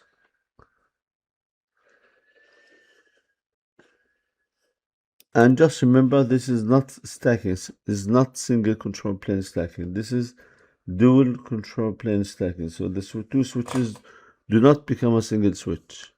They're going to appear as a single switch from the outside world. Now, if you remember, we configured the span tree, but for the VSX and span tree or MSTP, we need to configure the same priority on both. So both VSX peers, they will have the same bridge priority, and the domain can act as a single logical root switch, and to be consistently non-root in the technology. So because we have picked it up as root switch, so we're going to change the priority on core 2 to be equal to the priority on core 1. So in this case, we need to go and make sure that we do that. So we would like to go back to core 2. That's core 2. And we need to touch on span tree. Remember, and we will look into that again. Change priority to make it not 2. So default instance priority will make it 1 equal to core 1. We'll update that to have a more consistent experience. Now we would like to create distributed link aggregation group. So basically we'd like to create what's called VSX lag. So we're going to do that. Make sure that we'll do some work on VSF. So we combine 4 links, make them single as if logical link aggregation. And the same case, we'll do something similar to that one on core 1 and core 2. So I'll go first to the edge one. I would like to rename it to make it easy for us to distinguish. So that's edge one. And in the edge one, I would like to rename that switch specific one and make it something like edge VSF. So we go to edge one under system. We go system information and click on this one. I'm going to change this one to edge VSF so we know that's that switch configuration. Now I would like to go to that switch. That's done now. And if you go here, would like to go to switch interface configuration, make 4 ports members of single lag. So that will be 27, 28 on each one of them. So we'll pick up 27, 28 here. And we'll go down, we'll pick up 27, 28 on the other one, and we're going to create a new lag. So it has 4 members on that new lag. And let's call it lag ID number 1. Make things easy. Lag to cause.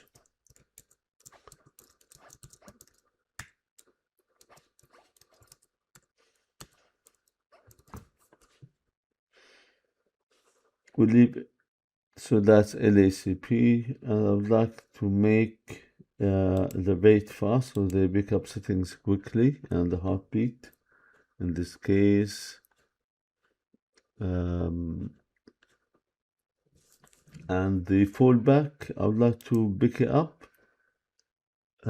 This ensures continuous connectivity for devices and specific scenarios where LACP can't be established yet, or no LACP between one side is being established rather than have it blocked, like when you prefer to have zero-touch provisioning, for example.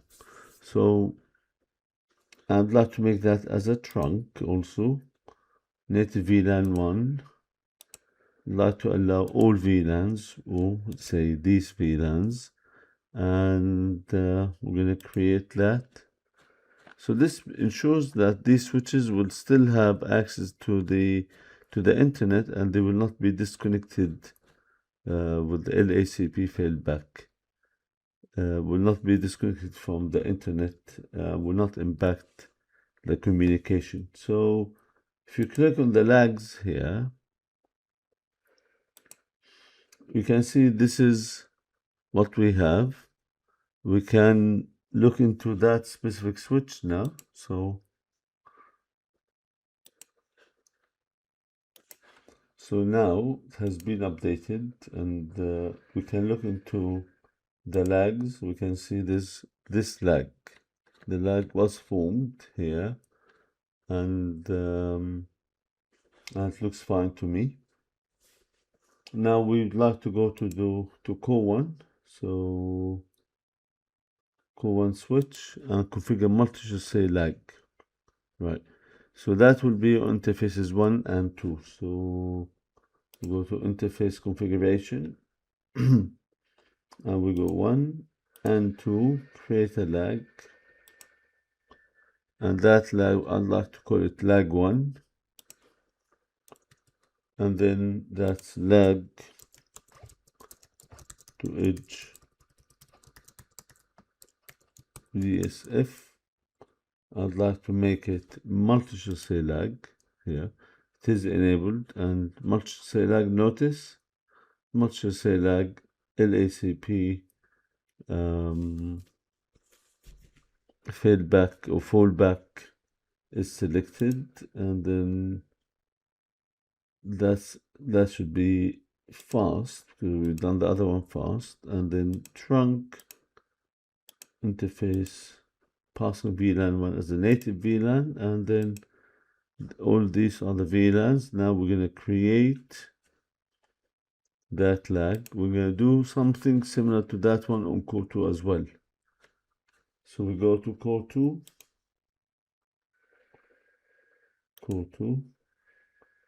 and then we go to switch configuration 1 and 2, the same.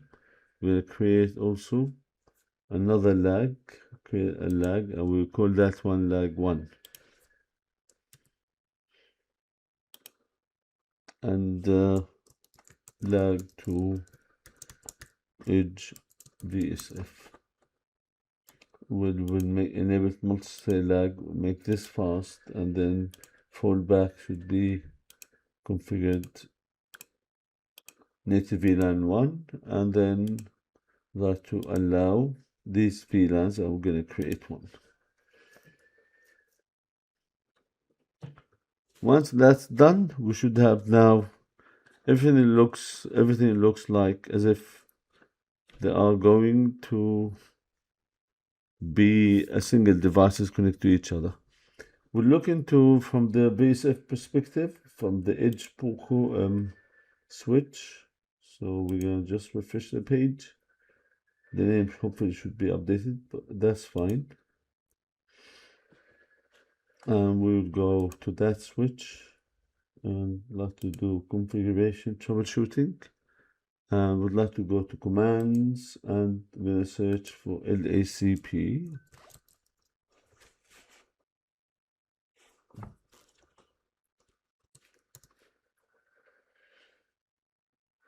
We'll look at the LACP interfaces command, and we're going to execute that command. Let us see the result for that. So we're going to scroll down a bit and then run the command. What that should show us, the output should show us the connected links should be 4 interfaces, 27, 28, 2127, 2128. And they should be listed here. Show interface lag. That's the command. I would like to issue the command, another command, show LACP interfaces. So probably we can go again. We can reset this if you like.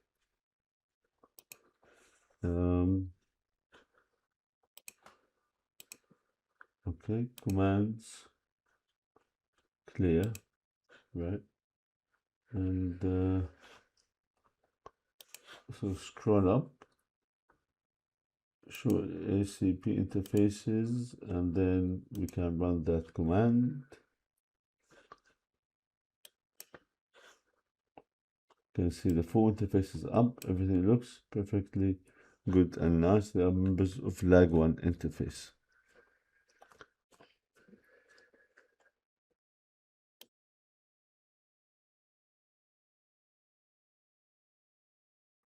In this part, we'll configure the IP addresses for the VLANs 10, 20, and 100. We call this switch virtual interface. Basically, the IP addresses for VLANs 10, 20, and 100. So we're going to look into configuring this on layer 3 devices, which, namely speaking, core 1 and core 2. Remember, core 1 and core 2 are members of a stack, which is VSX stack, and they are acting as a default gateways. So we go to the configuration first, and then we go to devices. Obviously, IP addresses involve individual device, so that's at the device level.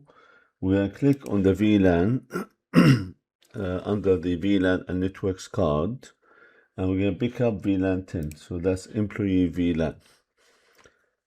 And we're going to configure that one as a local profile, obviously, because that will only be applicable to the switch itself. Pick up layer 3 interface. We're going to do that, and then we will assign the IP address for VLAN 10. That's going to be 10.1.10.2, and that will be /24. And we're going to do something similar to this in for VLAN 20, and we'll do something similar to that one to VLAN 100. Notice the icon changed to local override. You can see that this semi-filled circle. So notice now VLAN 10, VLAN 100, VLAN 20, they're all configured with some local override, and that is basically enable layer 3 interface and assign IP address to each one of these VLANs. We'll do something similar to that on core 2. Now we'll move our attention to the configuration of the edge switch for clients connecting. One of them will be connected to interface VLAN 10 and to the interface that's a member of VLAN 10. The other one will be connecting to the interface that's a member of VLAN 20. And later on, once we configure the reachability with the routing, these devices should be able to ping each other. So we go edge VSF, and again, we'll go to the port management. So we're going to go, and the first one will be interface 1/1/1, and that's probably most likely going to be member of VLAN 10 as we've done before, and that's correct. And then the next one will be 2/1/4. So we're going to scroll down, because remember these are two switches, became one switch. 2/1/4. That will be, we will change this one /1/4 to VLAN 20. So that's going to be VLAN 10. The other one is VLAN 20, and we should expect the PCs later on to be configured with the corresponding IP addresses that are correct in this case. Now the physical IP addresses have been configured. What is missing now? What's the problem with this? If you lose core 1 and you make it a default gateway, then devices are not able to communicate outside that. So within the same VLAN, they can still communicate, but between different VLANs, they are not able to communicate. So what we would like to do is to implement what's called the active gateway or active gateway. So in this case, we need to go to the site, and we go to high availability, which is the VSX. We're going to look into that VSX, and we would like to configure the redundancy for that purpose. Obviously, we need to pick up the core, because that's where the VSX was configured, and there's one profile here. If you click on this profile, and you notice that's the specific one. Now in here we can click on this. We'll move to location where it was talking about VSX, so that's step 6 of 7. We were configured the IP addresses stuff. Now we'd like to add SVI for VLAN 10, VLAN 20. So here we picked up initially VLAN 1. So now VLAN 10 is an IPv4, and it will pre-populate this because that's already been configured. And here we can see the active gateway. We're going to configure that one as IPv4. And for that active gateway, you're going to see that we would like to configure this as 10.1.10.1 for VLAN 10. 10.1, and for the virtual MAC address, again, remember this virtual MAC is only locally significant, so we can all share the same virtual MAC address. It's only significant from within the VLAN. We're going to add that. We would like to add another one, and that is going to be for VLAN 20. And it's IPv4, and the active gateway is IPv4.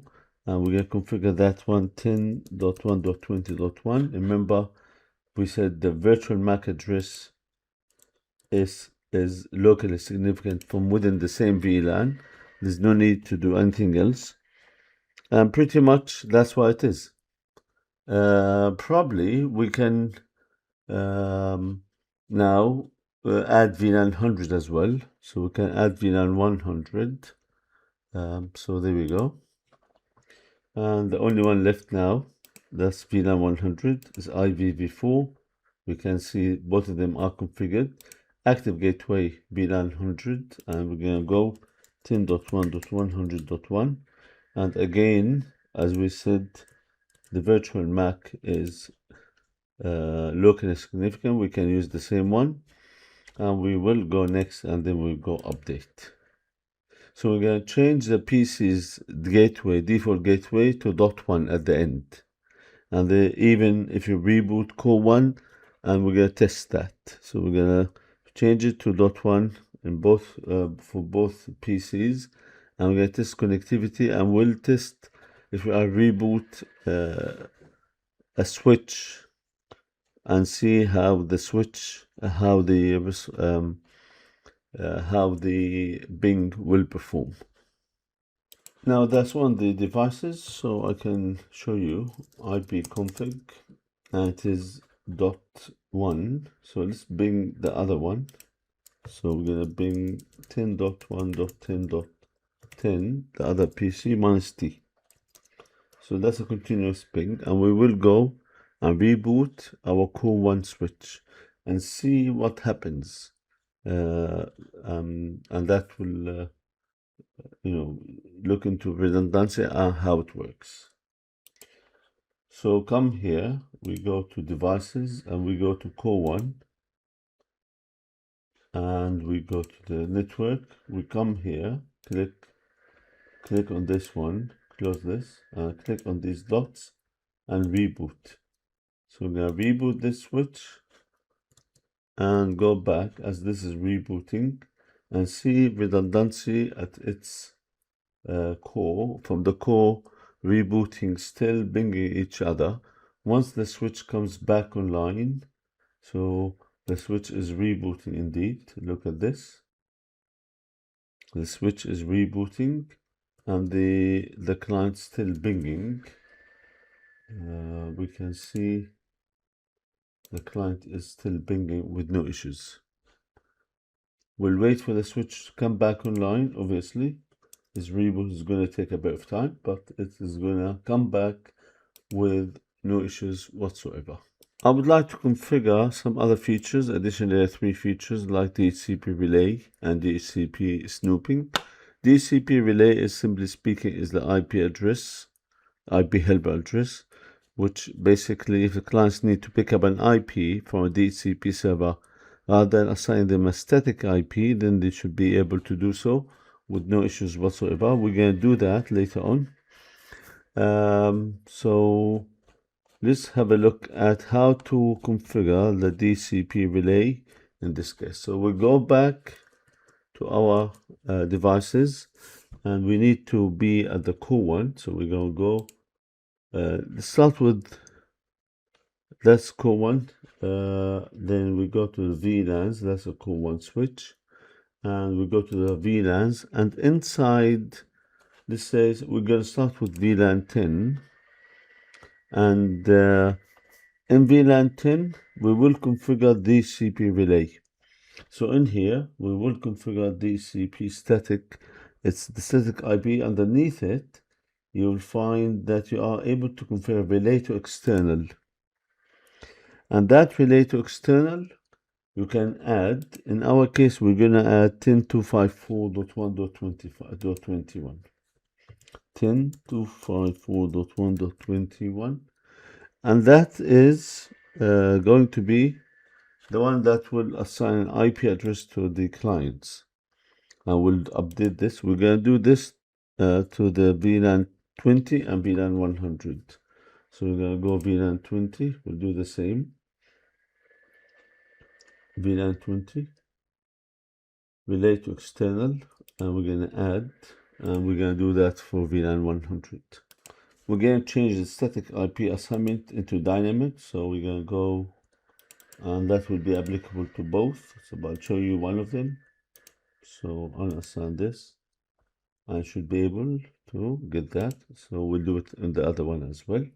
So we can still see that this device is pinging, obviously, but we're going to change that as well into dynamic assignment.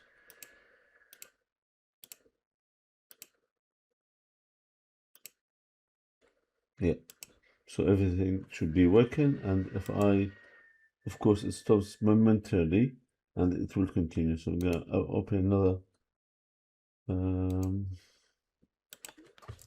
IP config, and we can ping 10.1.10.1 as well as 10.10, which is the IP address of the other client. Yeah, okay. Now I would like to configure DHCP snooping, which is a feature that you would like to perform and deploy to edge switch. So edge VSF switch to do with the DHCP trust, which server should be allowed to release IP addresses. So the lag1 interface, one on edge switch between the core and the edge should be trusted, allowing them to forward DHCP requests. So we're going to do that. And how to do that? We are on the site, and in the site, select DHCP snooping in here under network services. So DHCP snooping, there's no profile here, you can clearly see. I'd like to create a profile, and that profile I would like to create as a local, because I don't want to push it everywhere, obviously. Give it a name, and would like to enable DHCP snooping, and would like to verify DHCP, of course, and event log selected, that will generate a log, and would like to enable option 82, and then would like to add trusted servers. So what is the IP address of the trusted server that should give an IP, DHCP IP .1.21, and the VRF in this case default, and we're going to add, and then we're going to create this one. Now we need to deploy it. So basically what happens really in this case, I'd like to deploy it. So I would like to deploy it to edge switch only. So in this case, so we're going to go VSF, and then from the VLANs, we're going to configure that on the VLANs that we need 10, VLAN 20, and VLAN, of course, 10 and 20. So we're going to pick up VLAN 10 first.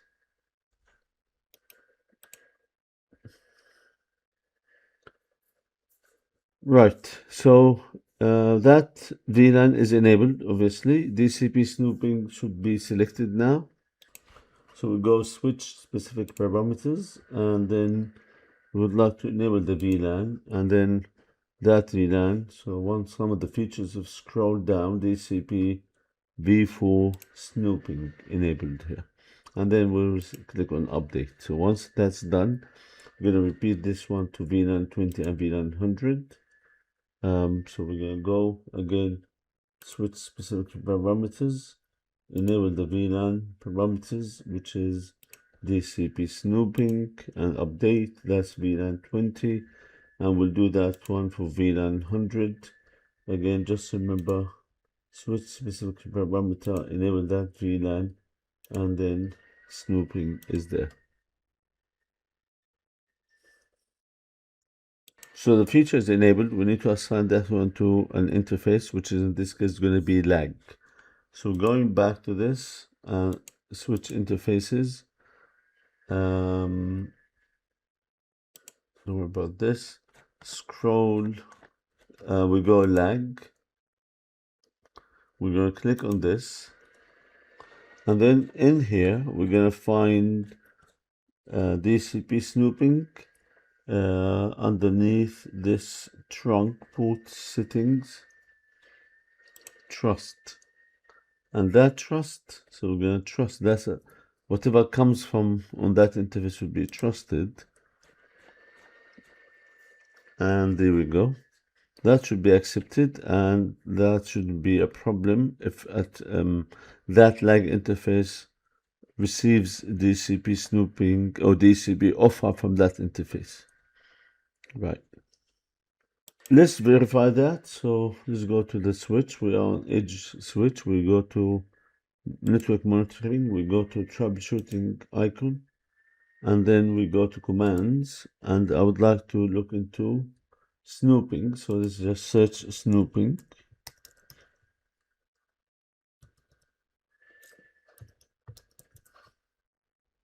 And we're interested in DCP version for snooping. We're going to add that, and we're going to run that command to show us.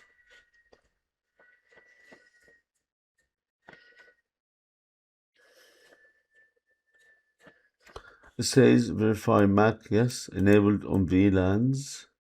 These are the ones that are enabled on, and we can clearly see it is simply enabled, and that's a command that says show DCP snooping completed at this time, and there we go. Lag 1 is the port that is trusted, i.e. accept DCP offers on that interface. When it comes from that interface, literally should be accepted.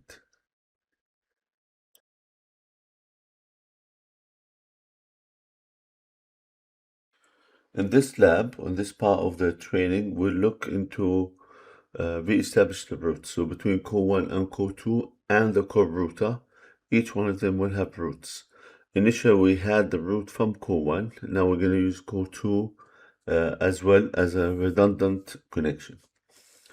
Now, on top of that, we'll configure what's called the transport VLAN, which is, simply speaking, that will carry the routed traffic between the switches, enabling efficient and reliable inter-switch communication, and that can be very useful to carry layer 3 traffic between the VSX members. So we'll start configuration by enabling port number 8 on core 2, and we'll continue step by step by providing all what is needed. So we're going to start on core 1. We're going to start on core 1. So that's devices.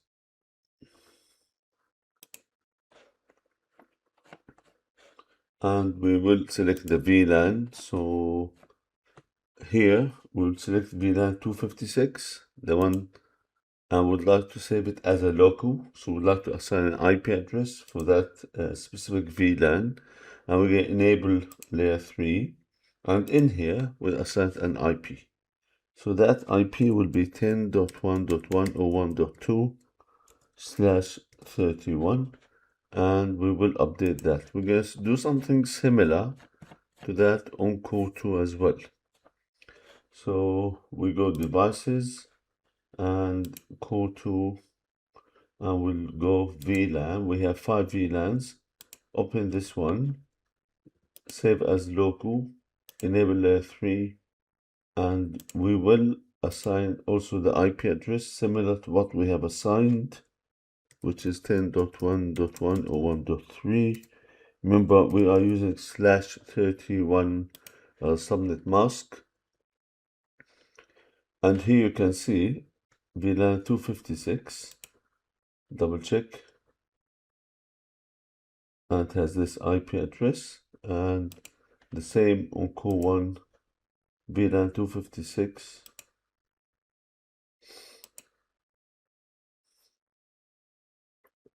That's local IP, so there are settings that are completely local. Now we'd like to configure the uplink, meaning the interface 8 will be enabled from on core 2. So interface 8 was disabled, you can clearly see disabled. We'd like to click on this, and that interface is a layer 3 interface. We're going to enable that port, and we look into the IP address. It looks like this is the correct one. We can now see port 8 is enabled and it is up. We'll now configure static routing on core 2. So that's core 2 now. We'll go routing and overlay, and we click on static routing. This is an existing profile. We're going to click on that, and we're going to add a new route. So that's going to be destination, of course, default. The next hop in this case will be the IP address on interface 2 on the core router, which is the one that will take the traffic to the internet.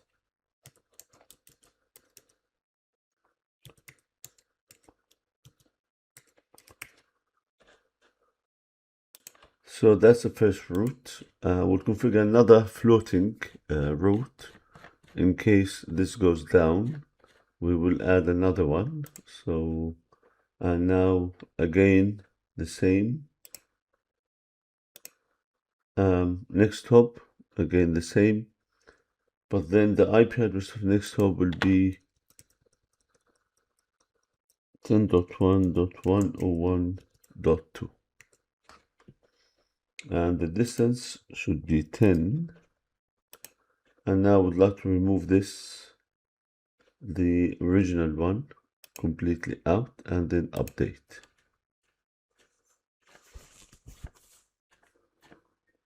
So what we've done now, we configured 2 extra routes and we deleted the old one. It means now we have a main one, which at distance 1, and the other backup will with distance 10. So that's the one. That's a floating route, and that's the main route. Now we'll adjust also the static routes on core 1. So core 1 here. Now the link from core 1 to the internet goes through the interface 8. We'd like to add another one that might go to through core 2. And we'll make it as a floating route. So there we go. Static routing. This one we're going to edit. That what goes through interface 2 on the actual router. And we will add another one.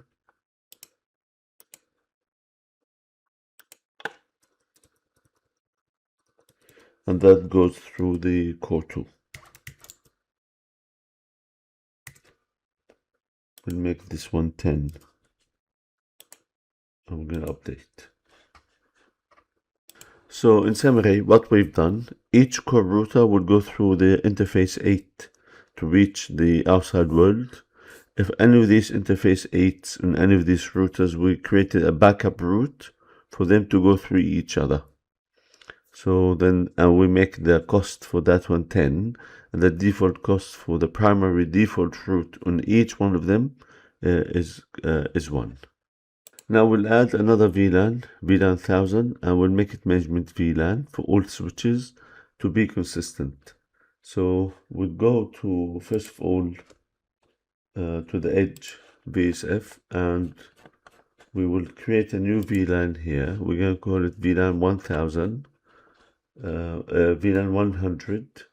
So that VLAN 100 already exists, but I'd like to make it layer 3, enable it. Configure that one as a local. So the IP address is 10.1.100.4. It's already been, so these settings are localized to that specific switch. And there we go, update. We can see that already being localized, i.e. local override. So that's done on the edge switch. And would like to create a static route now. So basically, that VLAN has been given an IP address, allowed to use the trunk port. I would like to have static route for that. So we go in the routing and then static route here. And we're going to add a route to this. Create as a local. And the name for that one, edge.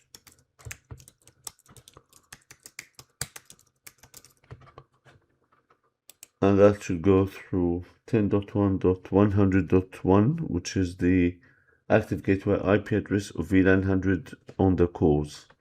So destination will be, and then that will be 10.1.100.1, and leave the distance as is, and we're going to create that one.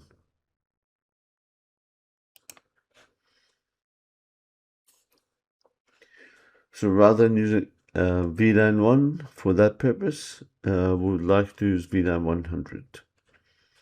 Now I would like also to, as a good practice, configure the system source interface. So when you go back here, I would like to go to the source interface management in the system for that specific one. In the system, I'd like to go for source interface. So click on the last one, source interface, and I would like to create a new one. Of course, local. The name for that would like to say edge VSF source interface, and I would like to go for the plus. And in the source interface for all protocols, for the default VRF, I would like to make it layer 3, which is going to be VLAN 100. So all communication that comes from that switch will be visible to the outside world from VLAN 100. And we're going to do something similar to that on core 1 and core 2. And the reason for this, to be consistent. So we go again, core 1, go to the system, the last one, source interface. We're going to create one. I would like to give it a name, core 1 source int, and add this one. That will be again default VRF, and that will be layer 3, and that will be VLAN 100, and it's going to be the same for the core 2. So again, we go core 2 here and go to system, source interface, create a new profile, and then give it a name, core 2 source.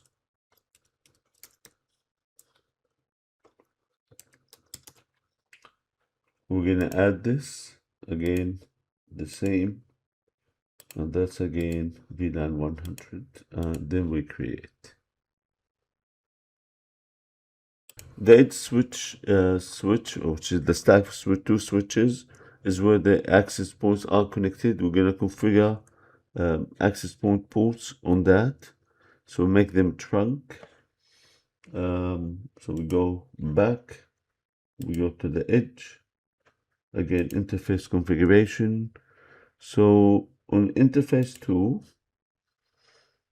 that should be trunk, because when the bridge WLAN connects, they will be allowed to use that specific interface, and the native VLAN will be the one that the AP will be managed on, and allowed VLAN lowercase all, that will do the business, and then we'll save this one. We'll move on to the next interface 2/1. So we're going to do that one for interface 2/1/2 on the same switch. That's where the other AP is connected to. So here, again the same. We're going to do trunk native VLAN 100, allow VLANs all, and we're done with this. Save it. This means the access points now should pick up an IP in the new VLAN. We need to reboot the APs. So what we need is to reboot the APs. So now we have the two APs in VLAN 100. Everything looks fine. And I would like to go now to configure a bunch of things. So from here, we go to the global. And for the function, we're going to pick up access points. So campus access points here. So whatever settings, we will do it in the campus access points. So let us say I'd like to change the passwords and all that stuff. We'll push it from the system, and user administration already been done, so I'm not going to do that. And you can create your own if you like, which I don't want to do this at all. So these two access points are all good. Now, if I would like to go back again, that's under system, and I can look into system information if I would like to.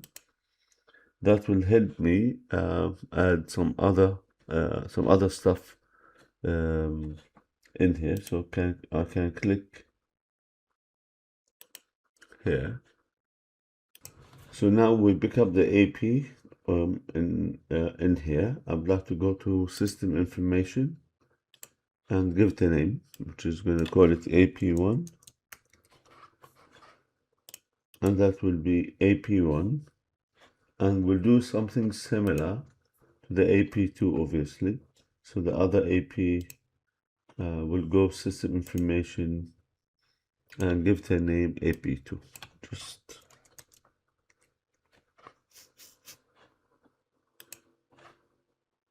give it a few minutes and the names will be updated.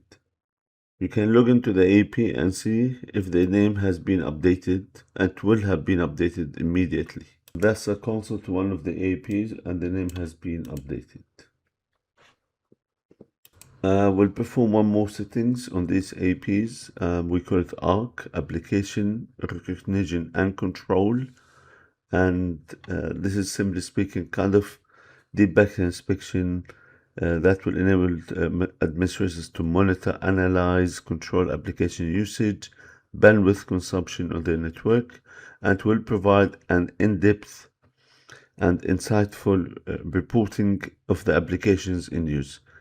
It uses DPI, deep backend inspection, to look into the applications and control them based on the configuration. And so they will look at the usage. Network administrators can configure ACLs and control application access, give priority, high priority for mission critical applications, and to improve the quality of experience and fine-tune bandwidth allocation per application or application category. So it's the control over the application in this case. So what we'd like to do, we'd like to go to a library here at the top level, and if you scroll down, you see this is the application recognition and control. Click on it, and you find that I would like to create a new profile. There's some defaults here, applies to certain device function. We would like to create a new one, and that I'd like to create my application, or maybe my ARC profile. My ARC. Give a description. It's okay. Application performance monitoring. We'd like to enable that one. Enable application recognition is there, enabled by default. Web content enabled.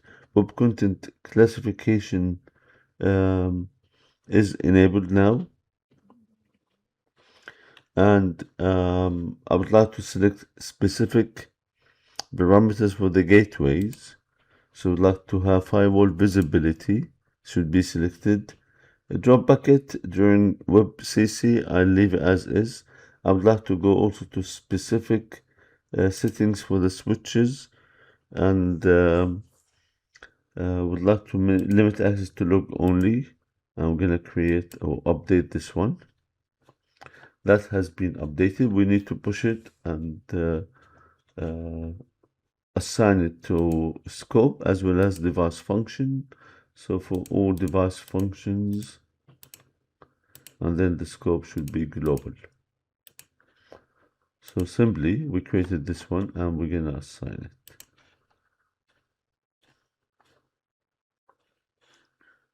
One of the key things that access points need to have is the country code. You can either do it manual, or in the new system you can make it pick it up automatically from the site location. So we can go to library here and we'll go to AP system. So under system we go to AP system. I would like to create a new profile. That's a default one. Create a new profile. I'd like to call it my IP system.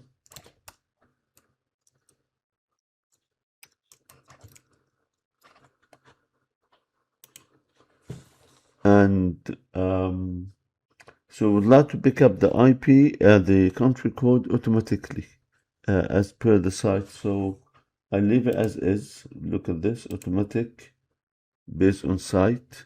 I'm going to create this one.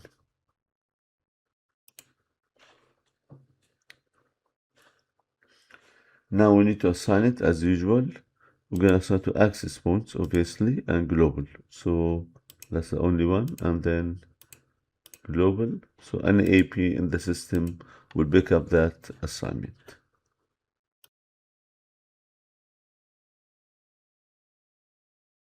In this part of the training, we are focusing on access points. So we're going to do three main things. We'll look at the access point uplink ports. We'll look at the radio frequency, how to manage it. And also, lastly, in this part, we'll configure a bridged SSID. Bridge SSID is when the traffic connects to the client connects to the AP. The traffic will be bridged locally on the switch. This means that switch interface should have a VLAN, that is where the traffic from the client should be connected to. So we go to the configuration tab here and we go to devices. I would like to go to AP1, and the AP1, that's uplink. There's zero profile in here. I'm going to create a profile here, and I would like to make it a local profile. So that will be a local profile, and the name of that profile, I would like to call it AP1 uplink. Now the LAN is Ethernet, and the interface, the LAN interface, I would like to select 00. That's the one that's connected to. I would like to make that as a trunk. With the native VLAN is the VLAN that this access point is managed on, VLAN 100, allowing all VLANs, and the management VLAN will be VLAN 100. So we have not, is untagged. You could do it as a tag. Some customers might require that. And the IP address, I leave it as is, everything as is. And there's no authentication enabled for that one. So I'd like to leave this one as is and create the profile for this specific, or the uplink. We're going to do something similar to that one on access point 2 as well. Secondly, in this part, we'll look into radio frequency.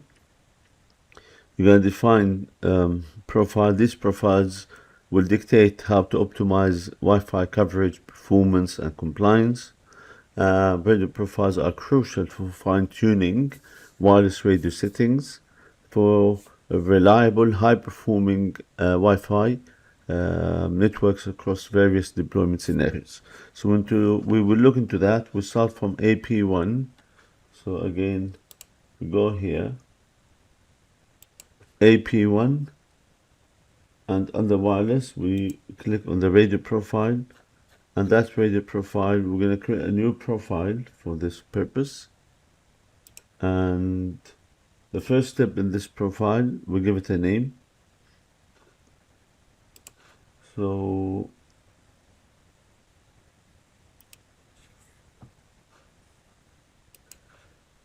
the name is radio frequency, or AP1 RF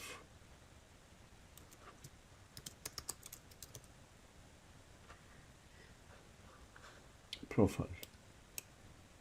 I would like to change this one to lowercase.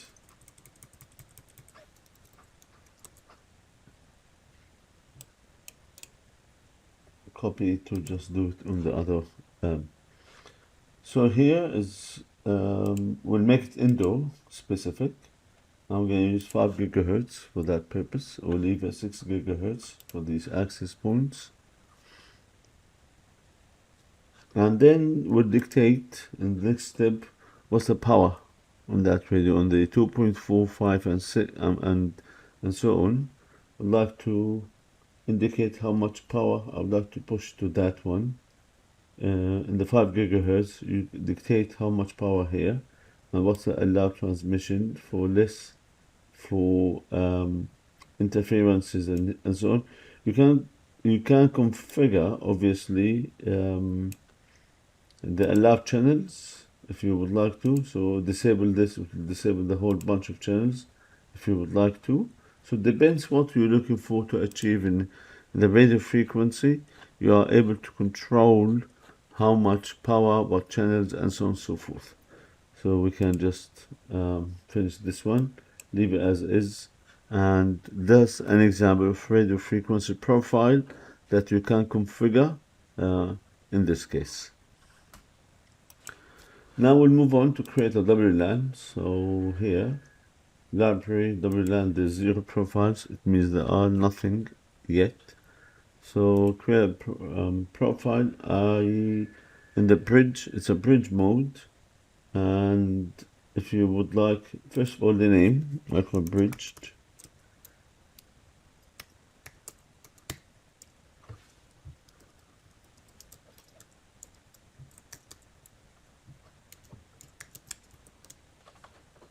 So a bridge WLAN for just demonstration purposes.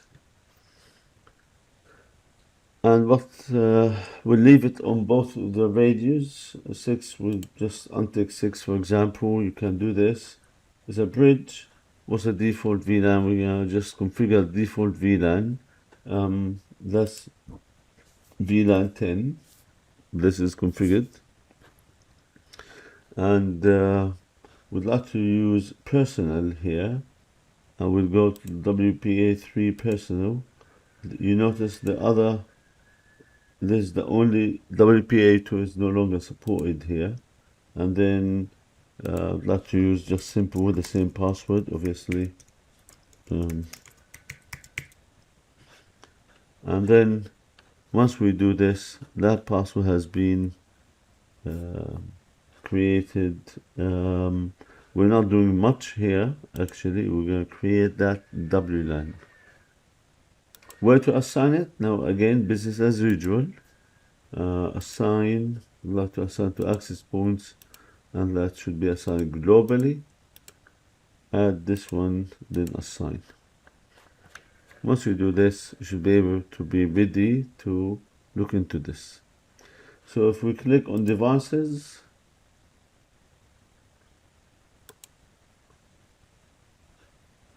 AP1, and we can see the list here, and click on the networks. You should be able to see that network has been wireless network. These are the channels. Notice, and that's updated itself. Bridge SSID, bridge WLAN, advertise on both. That's the Ethernet 00, the 1 gigabit per second for duplex. Now, if we connect to that AP from the client, we should be able to pick up an IP address in this case. We can verify stuff here. We can go troubleshooting, and we can go to remote console for that specific AP. Username, admin, password, whatever password. And we can look into show AP BSS table. Show AP BSS table should show us whatever being advertised by that AP. Each radio will have its own unique MAC address to uniquely identify itself, and you can see the access points and Notice for the 5, this is bonded, channel bonded, and it's on 36E extended, means 4 different channels bonded to form an 80 megahertz channel width, and this is 20 megahertz and 2.4 on channel 11. That's channel 11 and 2.4. So we know exactly and 100% that it is advertising. Obviously, I can issue another command, show networks, or show network.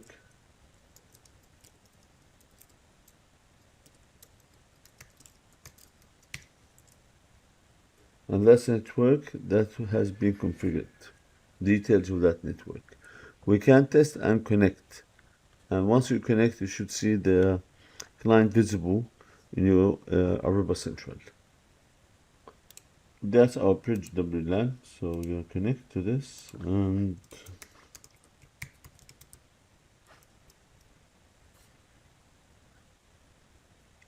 now it is connected. And if that does not pick up an IP, it means we have an issue with the VLAN config on axis 1. Has picked up an IP 10.1.10.11, all good and nice. And now we can see the IP config for the wireless 10.1.10.10. That's for the LAN adapter, and that's wireless. Now ideally I would like to this doesn't show wireless card because of the LAN. We should that's this labnic. We need to disable this one. Okay. Once we disable this, the icon will change to wireless. Now we can guarantee all traffic goes through the wireless. If we go to Aruba Central, see the clients, close this one, and you are home. And from here, you can see, like you go to monitor client, we have one client here. That this client is PC1 connected. That's on the site, VLAN 10. Click on this one. Obviously, you can see more details of that client. Client dashboard. You can see what that is connected to the client. Client to bridge WLAN, and to that AP, to that switch, and goes to the internet. And you can, over a period of time, you're going to see more information about the health of the client itself. And that demonstrates the fact that we are able to configure WLAN, that's bridge, as well as configure uplinks, as well as the radio profile or radio frequency profile for the APs at hand.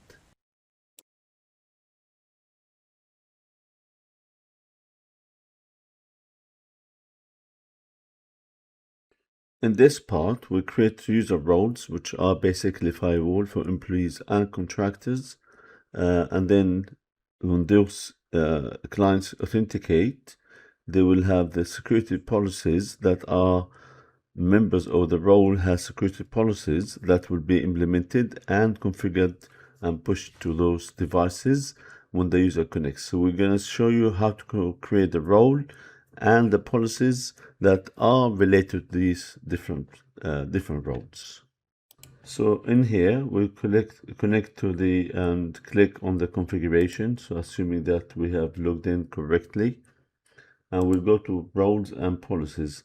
Now we would like to manage roles initially. So that's the tab for the roles. We're going to create a role. So these are some built-in roles that were by the system, established by the system itself.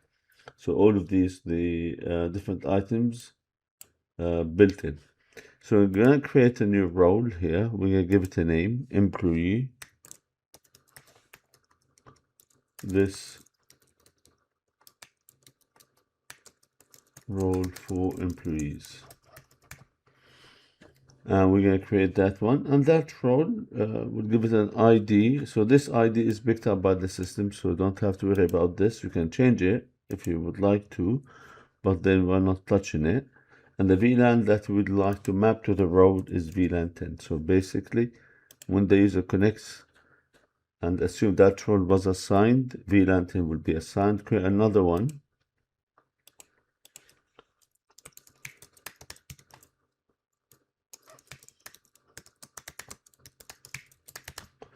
then I would like to assign a role to VLAN 20. This VLAN to that role ID is 300, so we're going to create that one.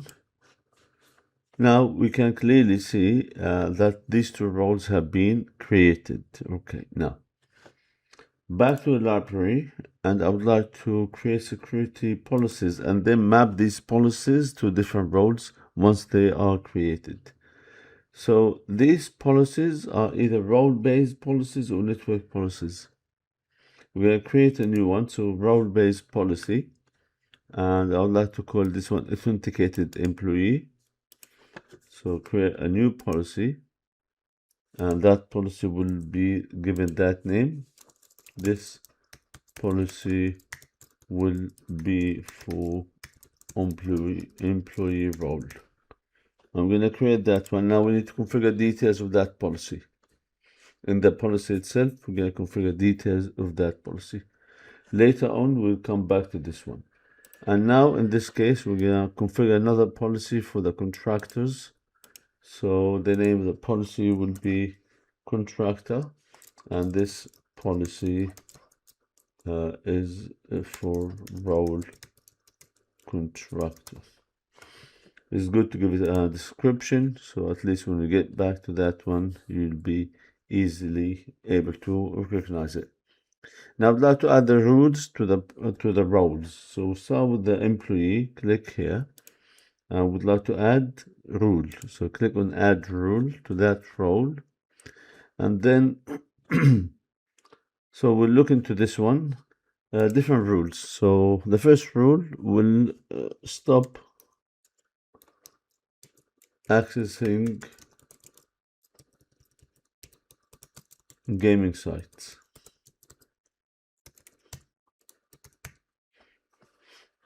Right. Access role, and the role name in this case is employee, so we can pick up. That's the source of this one. And any other options will be the source option within that role will be user, like, source user, and the authentication destination here, we're going to say any, and I would like to go to service application category here, and the application category we can pick it up from here. Let's say gaming. We can just type gaming, it will show up, and that gaming I would like to deny gaming, and then log as best practice. Would like to create another one and create this one. Move on to the next one. The next one is going to be for bit site. This role stops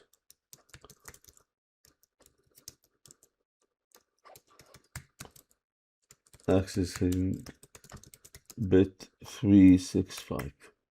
So again, access role, the role name is employee, and that's gonna access prevent them, and then it's a user, that's an alias, so that's a built-in object, destination any, and then that's application, and the application would like to stop them from just type 365, it will filter it out. So bit 365, I would like to deny access. I would like to log it as best practice, definitely. I can do time profile and stuff. And then we'd like to create another one again, which is basically allowing, because otherwise that will be denying if anything else as well. This role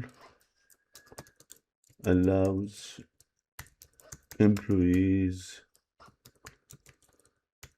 accessing the rest of traffic.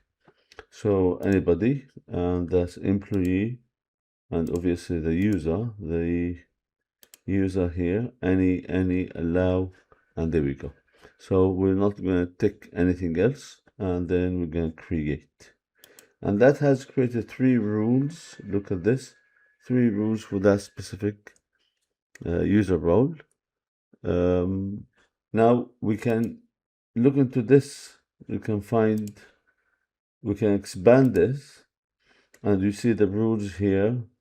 Allow this, deny this, deny this. Now that's not good enough, so I'd like to bring this one down, because otherwise this will be ineffective. So move down, then move down again if you would like. Move above or below, whatever you like. So if you have many of them, it's easy now to move it down. Now the rules have changed the order. That's the firewall. We're going to do something similar to a contractor again in this case. So if I look into this now, this contractor has 0 rules. So we're going to create the rules for contractors similar to that one, and probably allow them access certain resources. Again, we'll reorder them as we have done to the employees. So now for the contractor, we created the rule to stop them accessing the corporate network. So again, the same. The difference here, I would like to go destination, not any. I would like to go network. I would like to create an alias. So if you click on the alias, we have not defined a new alias. I would like to create a new alias in here. Now the alias name, I would like to give it name corporate resources, and this creates named object of a subnet. We're going to define it now, and the subnet, I would like to the attribute here, the subnet is going to be IPv4 subnet, and I would like to go for 10.254.1.0/24. So create this one. Now the alias has been created. We have not yet finished, so we're going to use alias, which is corporate network. And now what we would like to control. I would like to deny access to any corporate resources to this user, and obviously when you deny, you would like to log. Now the rest will be the same as I previously shown you for the employees. So we're going to create and we'll move on. So we build this for contractors, and I would like to move this one. Probably this time I might say okay, move down, move or add below. So we're going to move it down here. Again, move it down.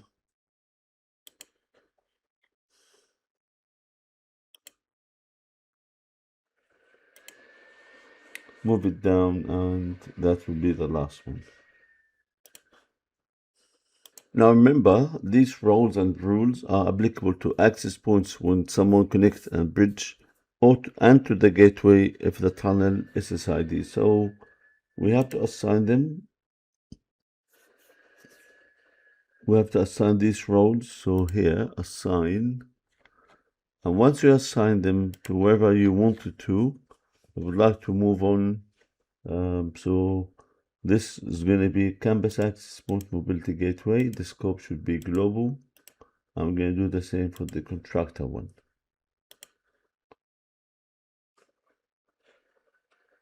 If we go back to library and roles and policies, and you double check, because we created a policy for each. So click on the manage and look at the say contractor role. You can see reference by one policy.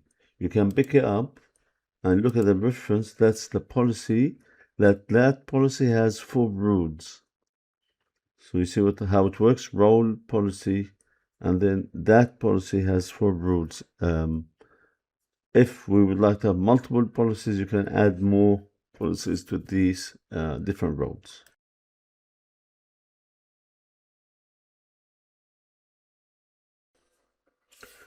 In this part, we will focus now on the gateways. So what we're going to do, we'll look at the group level configuration, apply some common config across all gateways in that group. And it's the same group, and that includes port settings, VLANs, and authentication servers. We're going to look into that and see how we can manage the gateways, and later on we will use these gateways as Radius proxy, where the WLAN tunneling will be built to these gateways. We'll go to the global config. So we are here, and I would like to go to the site, and the site we have is Houston. So we're gonna have that site, and we'll pick up the device function as a mobility gateway. So we're gonna go for this, and we'd like to add VLANs to the mobility gateway. Now, we'd like to add VLAN 100, and that VLAN 100 will make it in the future the management VLAN basically for that gateway. So we'll update this one. So here, that VLAN, we'd like to enable layer 3 for this VLAN. And here we'd like to have a static, the IP address is static. So they will be pushed, and this update will be pushed into gateways. We'd like to configure the default gateway also in this case. I would like to go for the static routing. So again, we are on the site, and we would like to go to static routing. So we'd like to add this is for onboarding process. I would like to use core 1 as the default gateway. After we successfully onboard the gateways, would like to use later we move away from that. So we're going to create one as a local one. I would like to call this one default gateway for our gateways profile. But maybe just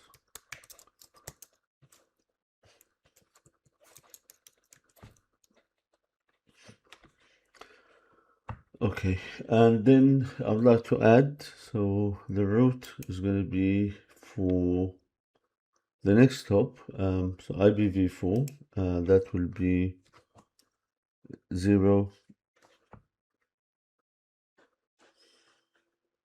What we need now, we go to the gateway parameters, click on that, gateway parameters, and I would like to create this, go back, exit, right, click on the gateway and ROS, click on plus sign, and then so the IP address will be 10.1.99.2, and that's the IP, and we'll go create. We'll make sure this is done as a local. Let's configure as a local. We did add this one now, and we're gonna create this.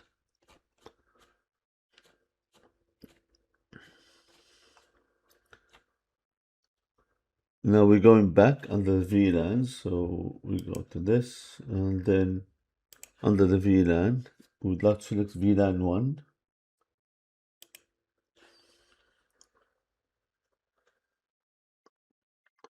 So that VLAN 1, this is used when the gateway gets onboarded. We'd like to make it DCP. And there we go. Now we're going to update this one. Gateways are connected in this lab, are connected through their interfaces 001 and 002. 001 connect to core 1, and 002 connect to core 2. Now with the gateways, zero touch provisioning is possible on all ports except port 001. So what we're gonna do, we're gonna use 002 connecting to core 2 to initiate the zero touch provisioning, and then once that's the case, we're gonna configure the main port 001 as the one that will gonna be used for future traffic forwarding. So we're going to go to core 1 to disable some ports and enable other ports in core 2. In core 1, I would like to go to interfaces, and port 5 is the one connecting to gateway 1. Port 10 is the one connected to gateway 2. What we're going to do initially, we will first of all disable that port. So port 5 to start with it's not enabled anyway, so make sure it is disabled. We've done MTU of, we'll make it trunk anyway, but look at the MTU sides first. Make a trunk with the native VLAN being VLAN 100. That's going to be the ultimate management port for the gateway, and would like to allow VLANs 10.1, 10, 20, and 100. We're going to just make sure that we change the MTU here, 9198. So that's all done. Once that's done, we'll save it. So we'll do something similar or identical to interface 10, connecting to interface 1 on gateway 2. Interface 10 will be the same, 9198, and make sure it is not enabled. And we'll make that one as a trunk port, that map, that native VLAN 100, and then this is the list of VLANs permitted. Now we need to go to core 2 and enable port 5 and 10. These are the ports connecting to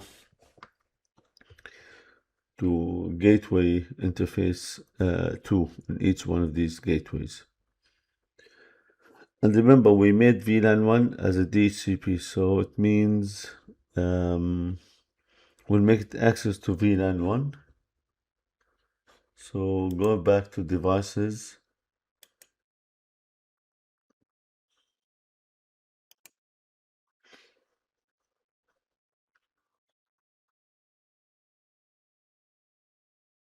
Five.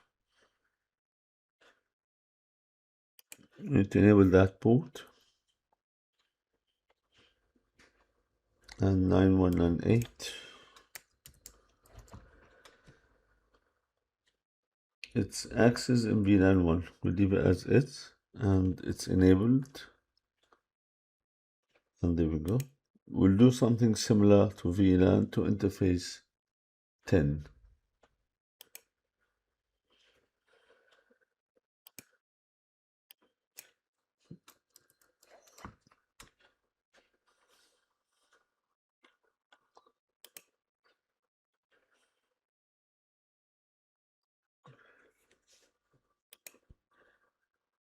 To disable span tree because we don't want to go port 2 blocking, otherwise, because port 1 will have a lower port ID. So we need to go to devices. We need to go to the site. Simply we are still on the site, and on the site we pick up gateways, and these gateways will go span tree in this case. STP. We're going to pick up this one, existing one, and we would like to disable it. We'll update. Switch to Classic Central and move the gateway to the group and the site. So I did move it. So this is the one, or these are the gateways that have been moved to the group, as well as we need to map it to the site. Make sure it's in the site. Click on this and you'll find the 2 gateways. So we go back to New Central, And in the new central, I would like to go click here, and if you click on devices, we should see the gateways. If everything worked, you should see the gateways online. So if we come here and pick up any of these gateways, and then go to the gateway interface configuration, and now interface 1, this is supposed to be a trunk. It's enabled. There's going to be a trunk here because we're going to move back to this interface now. Trunk, and that should be native VLAN 100 passing all VLANs, and we're going to save. Now what we'd like to do is to gateway's default name. We're going to change that. So click on that also, and I'd like to see the VLANs available here. And VLAN 100, we're going to give it assigned an IP. So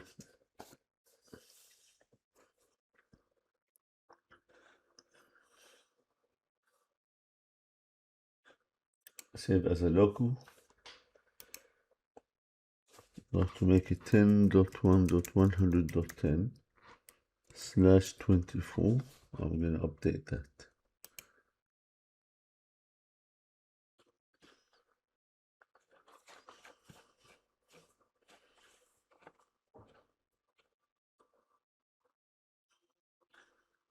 Now we'll do the same with the other gateway. So we've done this. Now we're going to do the other one. We'll do something identical. So we're going to go to the VLAN, and then we go VLAN 100, save this as local. So we are able to now to assign IP address. So that would be .11. And we're going to update this one. So I would like now to change create a new profile for the gateway configuration, right? So we're gonna create a bunch of things. So back to Houston site, and I would like to make sure that gateways are picked up here, and gateway system. So we'll connect to this one, and I would like to create a new gateway system. So we're gonna create a profile. I would like to make this as a local profile for the gateways simply. I would like to call them gateway profile.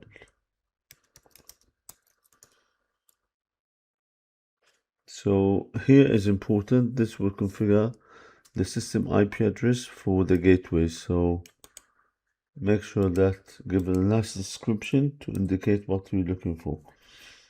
For this, would like to just configure the gateway system IP. Scroll down, select system IP will be VLAN 100, will be pushed to all gateways.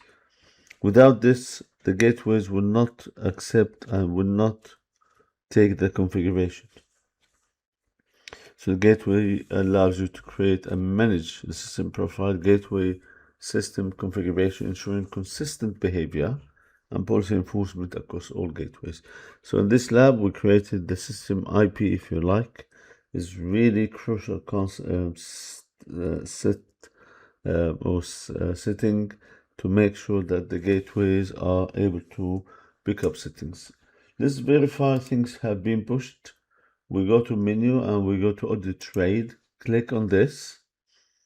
I'm gonna find that this was targeted probably. Let's see the latest change. Successfully pushed. Okay, that's a feedback.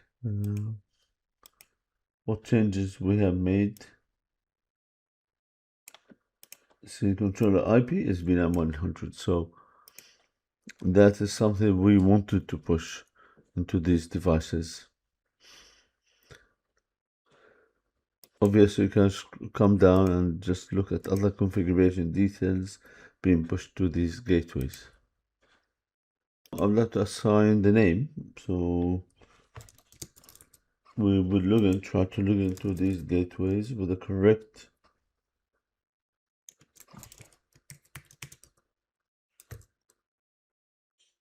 so this is gateway number 1.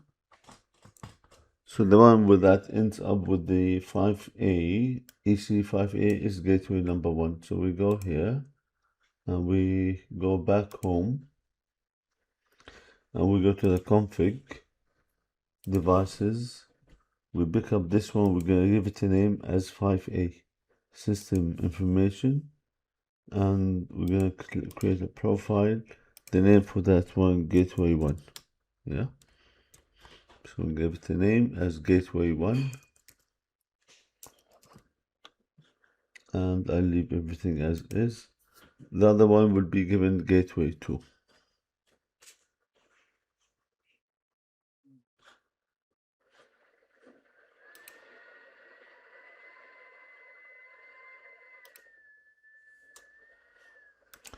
Again, system information, and create a profile. We call this one gateway 2. We're going to create that one. So these gateways have been given names. So here, it might take a few seconds or minute, but it will be updated and reflected to make sure the gateways. Also, we need to double check the audit trail.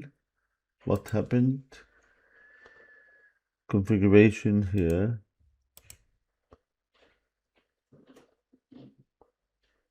This host name, yeah, gateway 2, and the other one would have been probably this one, gateway 1. Okay. Now that has changed to gateway 1. If you look at gateway 2,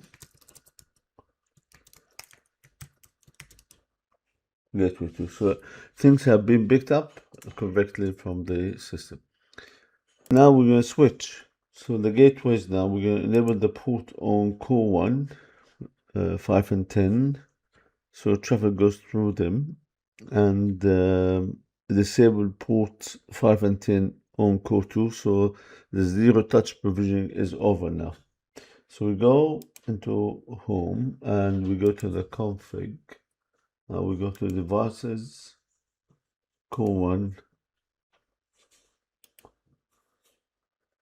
and then port here. Remember 5 and 10 are the ports of interest to us. 5 is disabled. We enable this.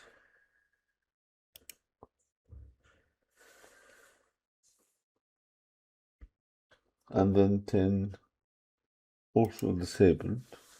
Let's enable this port. We'll do it the other way around on core 2, so we no longer need core 2 for that purpose. We're going to disable the ports on core 2.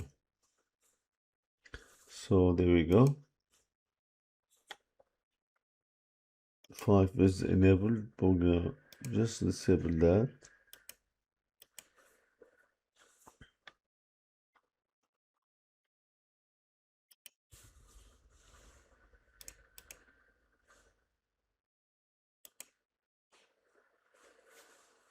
So in theory, everything goes now from the gateway 1. Gateway 2, they use core 1, not core 2 on interface 001 as a trunk port. Right.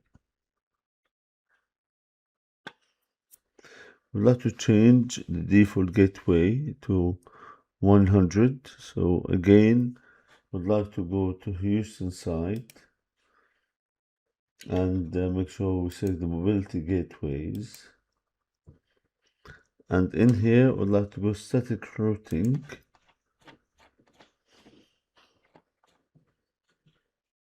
Double check. Let's see.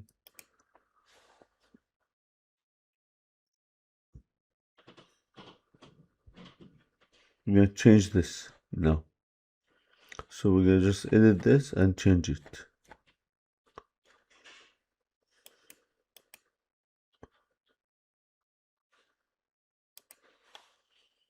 That should go through 101.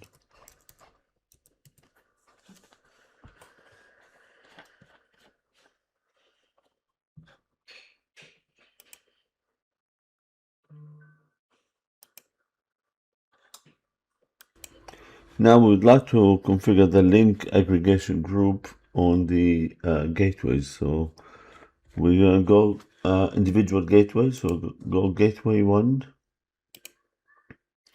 And gateway 1, I'd like to configure gateway interface configuration. And in the lags, we go to lag number 2. We're going to add 2 ports to that. So that's lag number 2. Notice they are pre-configured. We didn't have to do anything basically. And the lag number 2. Yeah. Right. So here we'll add the interfaces. We'll add 1 and 2. So 1 and port 2, add.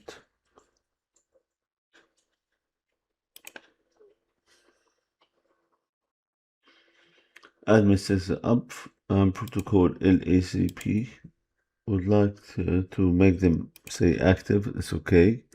And for the network parameters, these are trunk ports that will have native VLAN 100 and allowed VLAN 10. Now we're going to save that. We'll do something identical for gateway 2.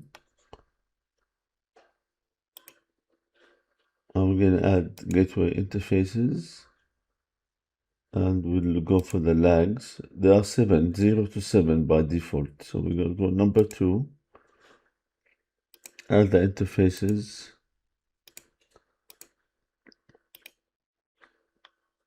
Now we're going to say add. And then administrator up. LACP. And then make it active. So trunk port. Push VLAN 100. Allow these VLANs and click save. And we are done with these 2 interfaces. Now we need to create lags on the switches. So we're going to do that on core 1 and core 2. So go to core 1 and then we'd like to go create, and we'd like to select port number 5 because that will be multi-chassis lag, and that's port number 5. And we're going to create a lag. So here, create a lag. And once you create the lag, look at the lag ID. So we're going to just, lag ID will make it.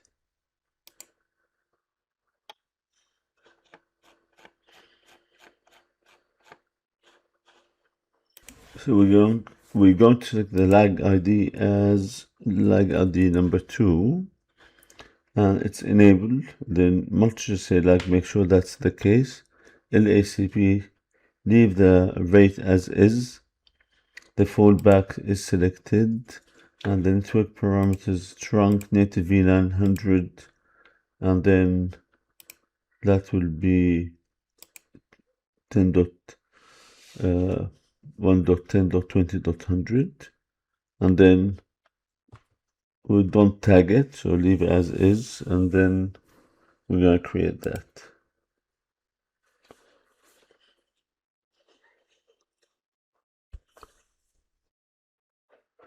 Now that's lag 2. I would like to go lag 3. So that's number 3, the ID, port 10.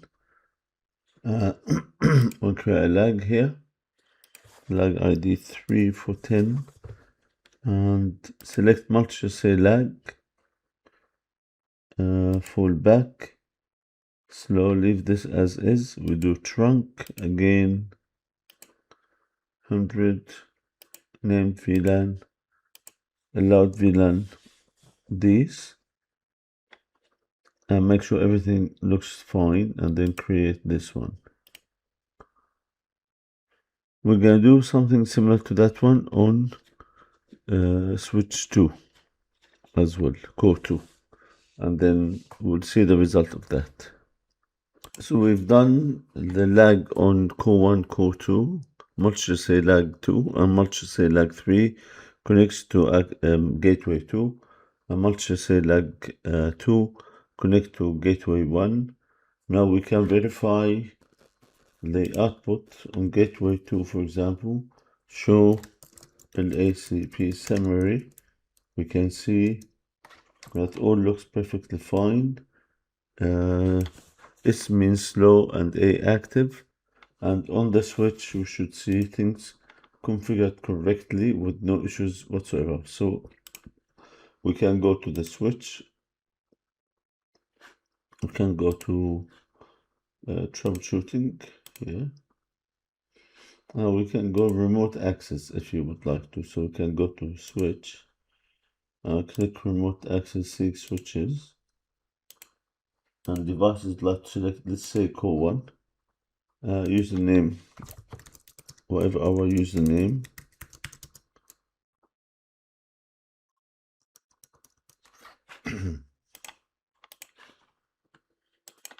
So now we can issue the command show LACP interfaces. You can see everything looks fine and absolutely working with no issues whatsoever.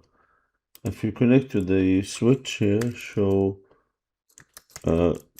just look at the Aruba Central control channel, it should be ready, and show switches. Everything is being updated correctly and everything works as desired.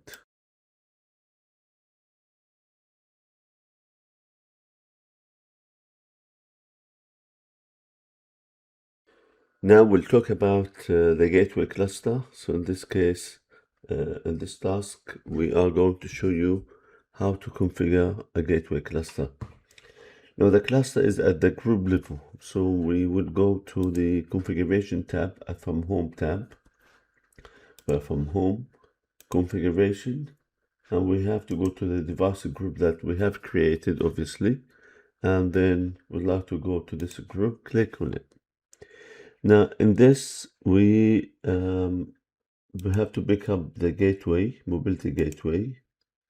Once you pick up mobility gateway, you go to high availability. High availability in this case is the gateway clustering. Click on it. We're going to create a new cluster. Let's call it gateway cluster. So the name, give it a nice name. You might give it a name after the site or location, whatever, or building, whatever has a meaning. And here we leave it as manual. It's the only supported, if you like, mode at this point of time in the new Central. In the classic Central, they support both manual and automatic. That will happen in the future. So leave the heartbeat as is. We're gonna add a gateway in this. We'd like to pick up gateway 1, and then we add another gateway. So there's no need now for the time being to configure any BRRP IP. So we're not doing that. And we're going to add another gateway, which is the only one left, gateway 2. And we're going to add that, create the cluster. So the cluster has manually been created. I'd like to verify that. So we go home and we go to our site and click on the network. Notice if that has worked, it should show that gateway 1 and gateway 2 is in a cluster. Give it a bit of time and you will see that the gateway will be made member of that cluster. You might want to refresh the page till that reflects the cluster. Sometimes the GUI a little bit behind, still standard. We'll come back to this to show you the cluster is there. You can log in to the cluster. You can SSH or console, and you can see show LC cluster group membership. You can see this is a member of cluster, and that's the leader, and that is the member. So simply speaking, this one is the member and the other one is the leader. And you can see also the command show lc cluster group profile. You can see the cluster name that we have just created. Maybe just the GUI takes a bit of time to update. Keep on refreshing this, and then when that comes back, we'll come back to it.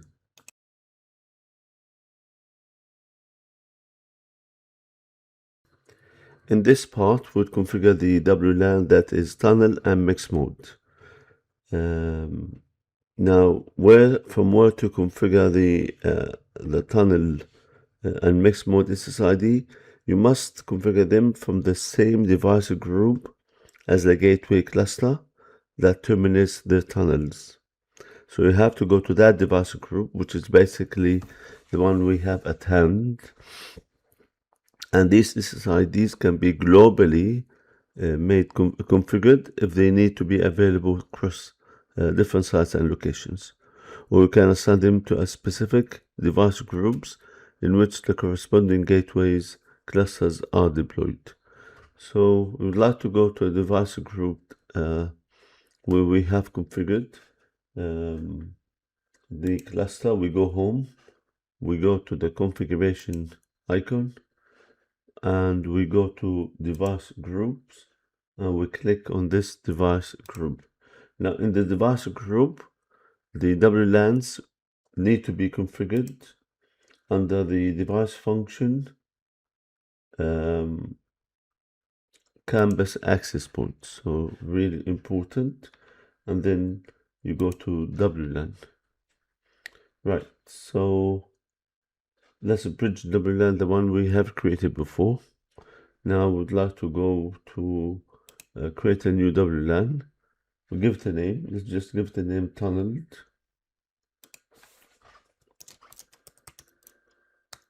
Tunnel WLAN. Make it simple, and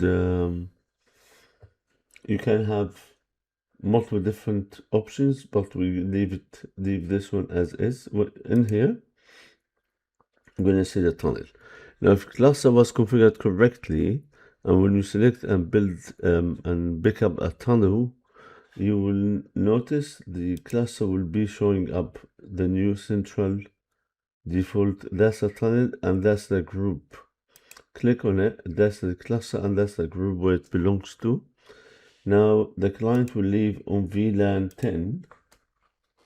There's no secondary cluster, and the client will leave on VLAN 10. Notice that VLAN 10 should not be configured on the switch port where the access point belongs to.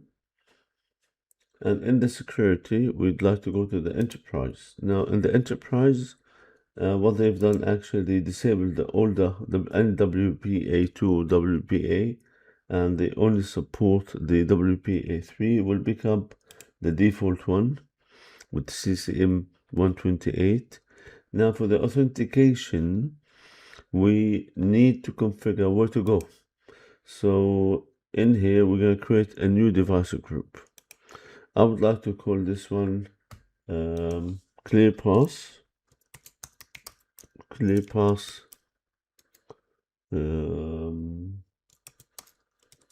authentication group.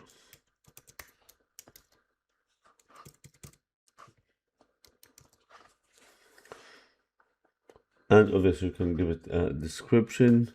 And now we have no servers, so we're going to have a new server, and that new server is going to be our ClearPass IP address. Now it's a radius, so I'm going to just leave it as a radius, and the IP address will be 10.254 in this case .1.23. And now we need to give it the password, whatever password we would like to configure. That will be, of course, that's a lab environment. In real life, you need to make it a stronger password. So pretty much that's what it is for the server. We'll say create this one, and that will create the server, the name. I thought we did configure the name, ClearPass authentication, or the name ClearPass itself.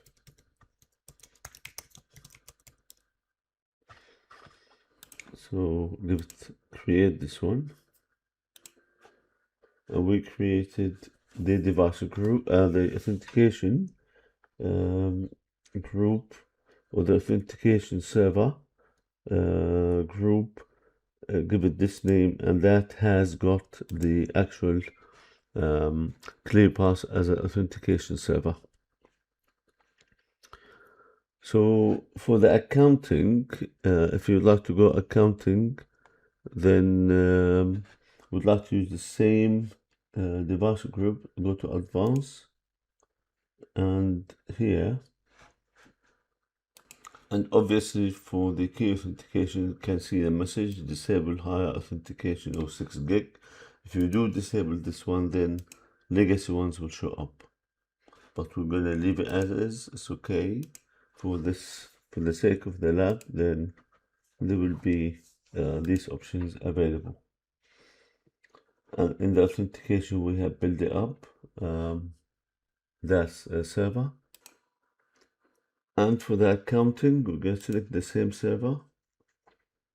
Use server group, which is the same as we have used it before. We're going to create that WLAN. I did update the WLAN because I forgot to add accounting in the previous one. So I went back to WLAN, and then I picked up accounting after authentication, and the accounting, we use the same WLAN ClearPass authentication group. Yeah.